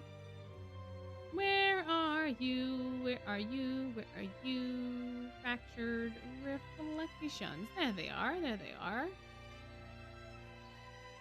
I am doing things as fairly as possible by using the wheel. That has been the case for every single fanfic stream, so we're just gonna continue to use the wheel. Some people really like the fan fictions that they submit, and just because they didn't write them doesn't mean that they can't be said. And getting rid of these ones basically means that we'll have even more room on the wheel for the ones that people have made, you know, the next time around. I don't know that it is or not. You know, this might be one that we did read before. I'm not entirely sure. But this is just like Cater angst. This is just Cater angst. I think the first chapter's not super terrible. But listen, okay. I think we did read this one before, so I can spin the wheel again. This might be one. But also, we have done fanfiction quite a lot. We just had a little bit of a dry spell between the last one, because we did it for New Year's. We did it right after New Year's. We did it before New Year's. We have done fanfiction a bit. And it's what people are in the mood for, because it's a community night. It's for everybody in our community. But we'll re-roll the wheel just because I'm pretty sure we did that one before. I wasn't entirely sure when I was going through them, but I think it is one. Storytime fan. There we go. I was about to end the stream again. My. Alrighty. Here we go. Hairline fractures. So you got your wish. We got another user submitted one. Where is this one? Where is our hairline fractures? Where are they? Oh my. They're always a pain to find, man. But I don't know how else to do the spreadsheet. Where are you? Below gargoyles. Thank you. Now I have to remember. There we are. Thank you. Thank you. I could control F, but then I'm scared it'll mess up the stream. I'm scared that if I do key commands, it'll do some sort of weird binding that I didn't know existed. And then it won't be a good time. But anyway, we have Twisted Wonderland Hairline Fractures, written by one of our lovely community members. There are a lot of things happening here. There are a lot of things happening. But let's see. So we got Kaleem and Nej. We have a Kaleem Nej ship. We have a Kaleem Nej. Kaleem Nej. How exciting. My oh my. We have some minor background characters. We have a Kaleem and a Nej and a Riddle and an Azul. We also have Chenya. We also have other relationships. We have Chenya and Jade. We have Chenya and Jade. I mean, that kind of makes sense. Interesting. Najinville, not romantic. Kaleem, Jamil, Edia, Ortho, Azul Riddle. This is a multi-chapter fix, so I don't know if these ones come up in this specific chapter or not. But they do exist. We have everybody previously mentioned. This is Broken Mirror Freeform, Alternate Universe, Dorm Swap. Okay, so this is an AU and a Dorm Swap. Overplot, Parallel Universes, Nej-centric. Oh wait, this is Nej-centric.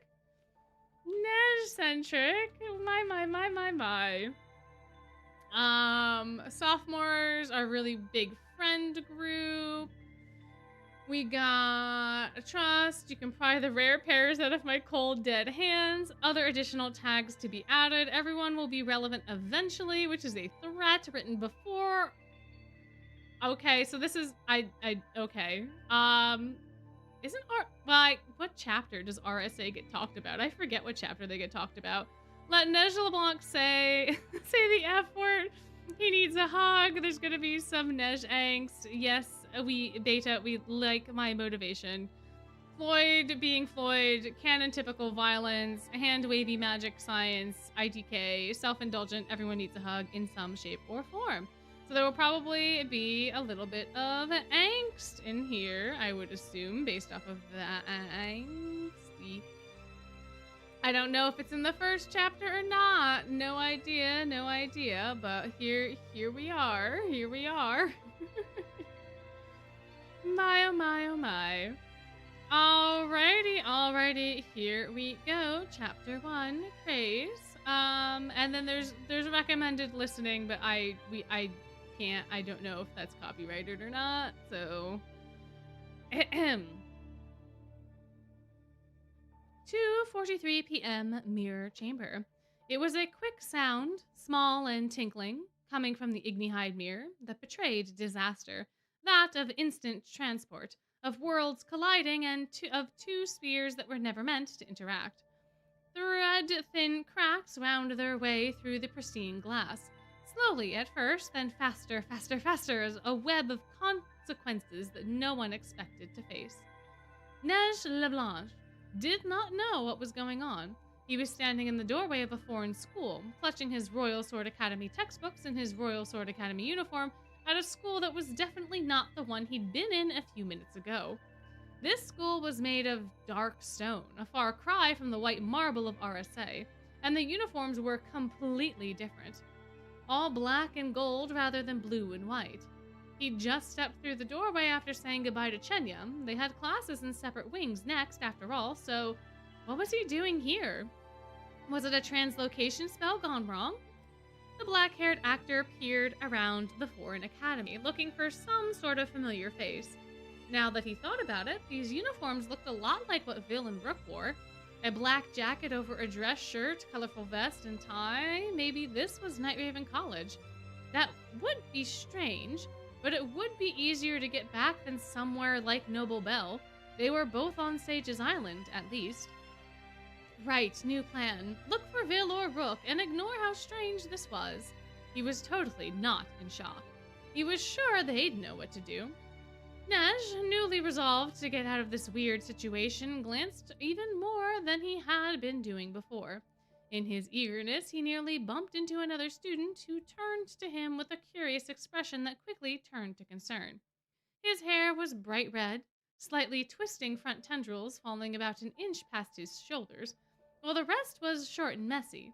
The stranger wore nearly the same uniform as everyone else, a striped white and black bow tie that was slightly crooked, leaning to the left, a dark red vest, and a white short-sleeved dress shirt with a ribbon wrapped around his sleeve, red and gold with the gold crest reading Scarabia. The only difference between him and the students around the two of them was that his blazer had been wrapped around his waist rather than worn as it was meant to, as a jacket. He grabbed Neige's wrist, and the actor couldn't help but think he recognized the guy from somewhere. Neige, what are you doing in an RSA outfit? Do you want me to get an Ignihide one from the House Warden Malleus? Oh yeah, I forgot this was a dorm swap for a second here. Hold on. Maybe that is an important thing for me to keep in this. It's like, what are you talking about? Huh? House Warden Malleus of Ignihide? It's a dorm swap. Yep. What happened? Why wouldn't he be wearing a uniform from the school he went to? This was confusing him more and more, but at least the person seemed like they had good intentions, right? Neige internally debated for about half a second on the merits of trusting the stranger, and decided on yes. He gave the boy a half-hearted smile and tried to hide his stress. Who are you? I go to Royal Sword Academy, not here. The moment he got the first words out, the stranger's eyes went wide. Neige didn't think he said anything that bad. What's wrong with your voice? I'm Riddle. We've been friends since first year, remember? Are you seriously okay? No, No, he didn't think so. Nej's mind was still spinning, and he was completely out of his element. So he did what any normal person would do when they felt threatened. Run like the fucking wind. Nej ripped his hand out of Riddle's, now more relaxed. Apparently, he'd been caught off very... he'd been caught... He'd been caught the boy very off guard. Grip and turned tail on the other boy's concerned expression, putting all the training and stamina from long movie shoots and action scenes to use. He might only be average height, and some would say deceptively cute, but he could run fast. The coach at Royal Sword Academy was always trying to recruit him to the track team. Hey, wait! The actor spared a last glance at the Night Raven college student he'd left in the dust, who ran after him, extremely far behind. Wow, apparently he either had terrible stamina or asthma, while trying to tap out a message on his phone. Nej ran and ran without break, winding through the crowded corridors and throngs of people seeking out unoccupied areas where he could. He sprinted past views of towers and academic buildings, darting into hallways when needed, catching glimpses of other students, past a lion beastman with an elaborate braided updo, past a flame-haired man practically oozing disgust, past an eel with a marigold yellow vest, and past a ginger whose curious green eyes tracked him with interest before flicking back to his phone. Riddle was probably still chasing after him, but he'd been lost in the crowd a while ago. Despite how it appeared to others, Nej couldn't run forever. He'd stopped here, in the middle of a greenhouse. Probably an alchemical garden of some kind. The plants around him radiated magical energy, in addition to their bright colors and delicately varied shapes. He caught his breath while kneeling down to examine a particularly shiny specimen, one he'd heard about in class. "We found you!" Another voice, different from Riddle's, erupted from behind him as strong arms caught him tight and pulled Nej up off the ground. They weren't malicious, but they kept him fast as Nej was turned around to see a group of students. Riddle, the only one he recognized, the guy holding him, who sported shoulder-length silvery hair with pink streaks, watercolored eyes, and a fairly neutral expression, and a hyena-eared boy with blonde and brown hair, and the same vest as Riddle. Riddle hunched over, catching his breath, and held up a finger in a silent request for a second to recuperate. Despite this, he panted out his words in between inhales. Ruggy has a beastman's sense of smell. The actor blinked at them, completely confused, like he hadn't been already, and definitely startled. The hyena boy, who Nej assumed was Ruggy, pulled out his phone to type something into it while idly twirling Nej's hat on his finger. So that's how they tracked him. After all the effort he put into losing Riddle, he overlooked the help of friends. Man, he was really off his game today. But who wouldn't be after being transported suddenly and violently to a different school? I mean, Rids, when you said something was wrong with Nej, I didn't think it would be this.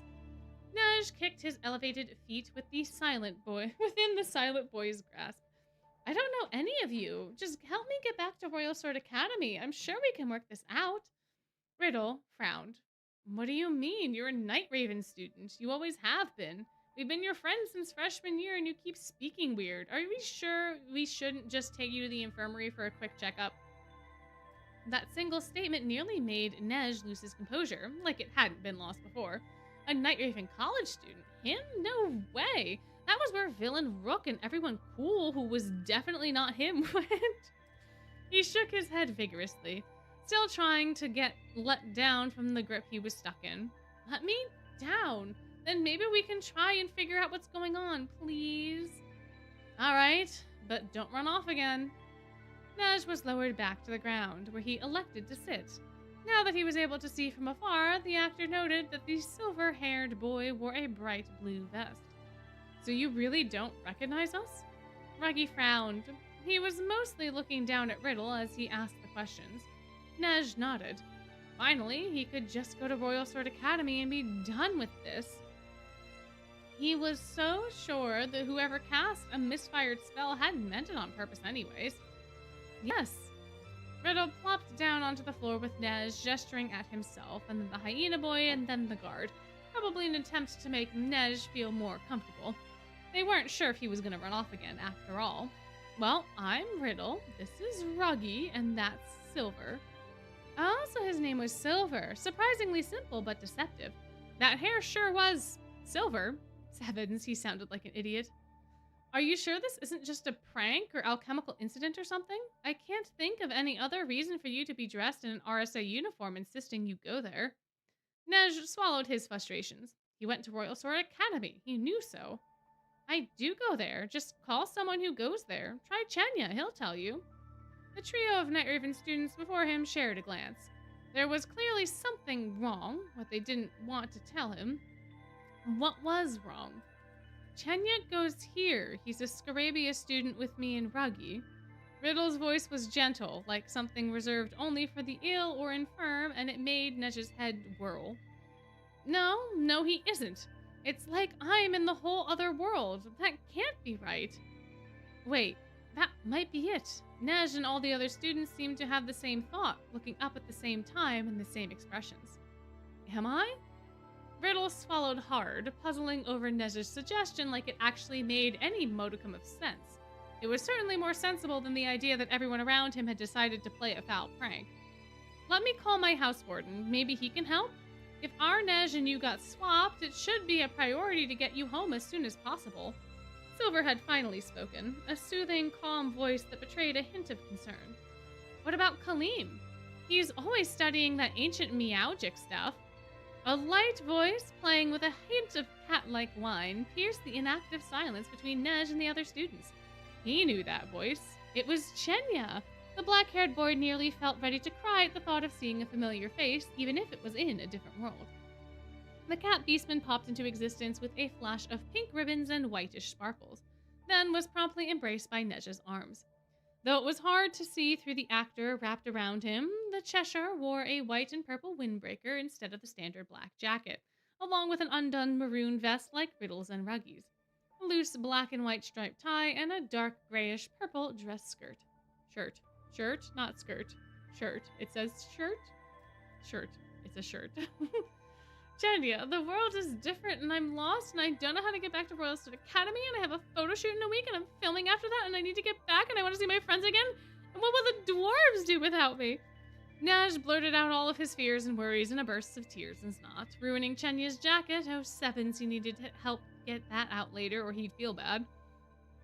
He couldn't keep his emotions in forever, after all, and this was an especially big situation that Nej was only just beginning to realize the gravity of. He'd played heroes before, isekai protagonists, and even tragic love interests, but now he was experiencing an adventure all on his own, and he wasn't sure he liked it all that much. How long have you been here? Riddle seemed a little exacerbated, but his face cracked in a smile. He and Chenya were childhood friends, right? Nej seemed to remember the cat mentioning something about that before. The actor still refused to let go of Chenya, but he gave Riddle a goofy grin. The whole time! And you couldn't have said anything? It was Ruggy this time, adjusting his blazer while berating Chenya. While they talked, Nej slowly released the Cheshire from his surprisingly strong grip and turned back to the rest of the group. He felt a little out of place. Apparently, everyone else there had known each other since freshman year, and the only person he could claim that with was Chenya, and that didn't even apply to this version. Oh, right, let's get you to Malleus. He's great at tech and has a bunch of knowledge about magic in the Briar Valley, too. Riddle offered his hand to Nej with a smile. He was still foreign, but his presence seemed comforting, and if they were going to help him get home, then all the better. Nej took it with a small smile. He still felt uneasy about the whole affair, and he probably wouldn't stop feeling that way until he could see the dwarves and his Royal Sword Academy schoolmates, but at least these people had good intentions. With luck, he could probably get home within days. Maybe. But given that there's 11 chapters, I doubt that that's happening. But anyway, there are more chapters if this enticed you, if this story seems interesting to you. Thank you so much to our community member who not only wrote this, but also submitted it to be read on stream.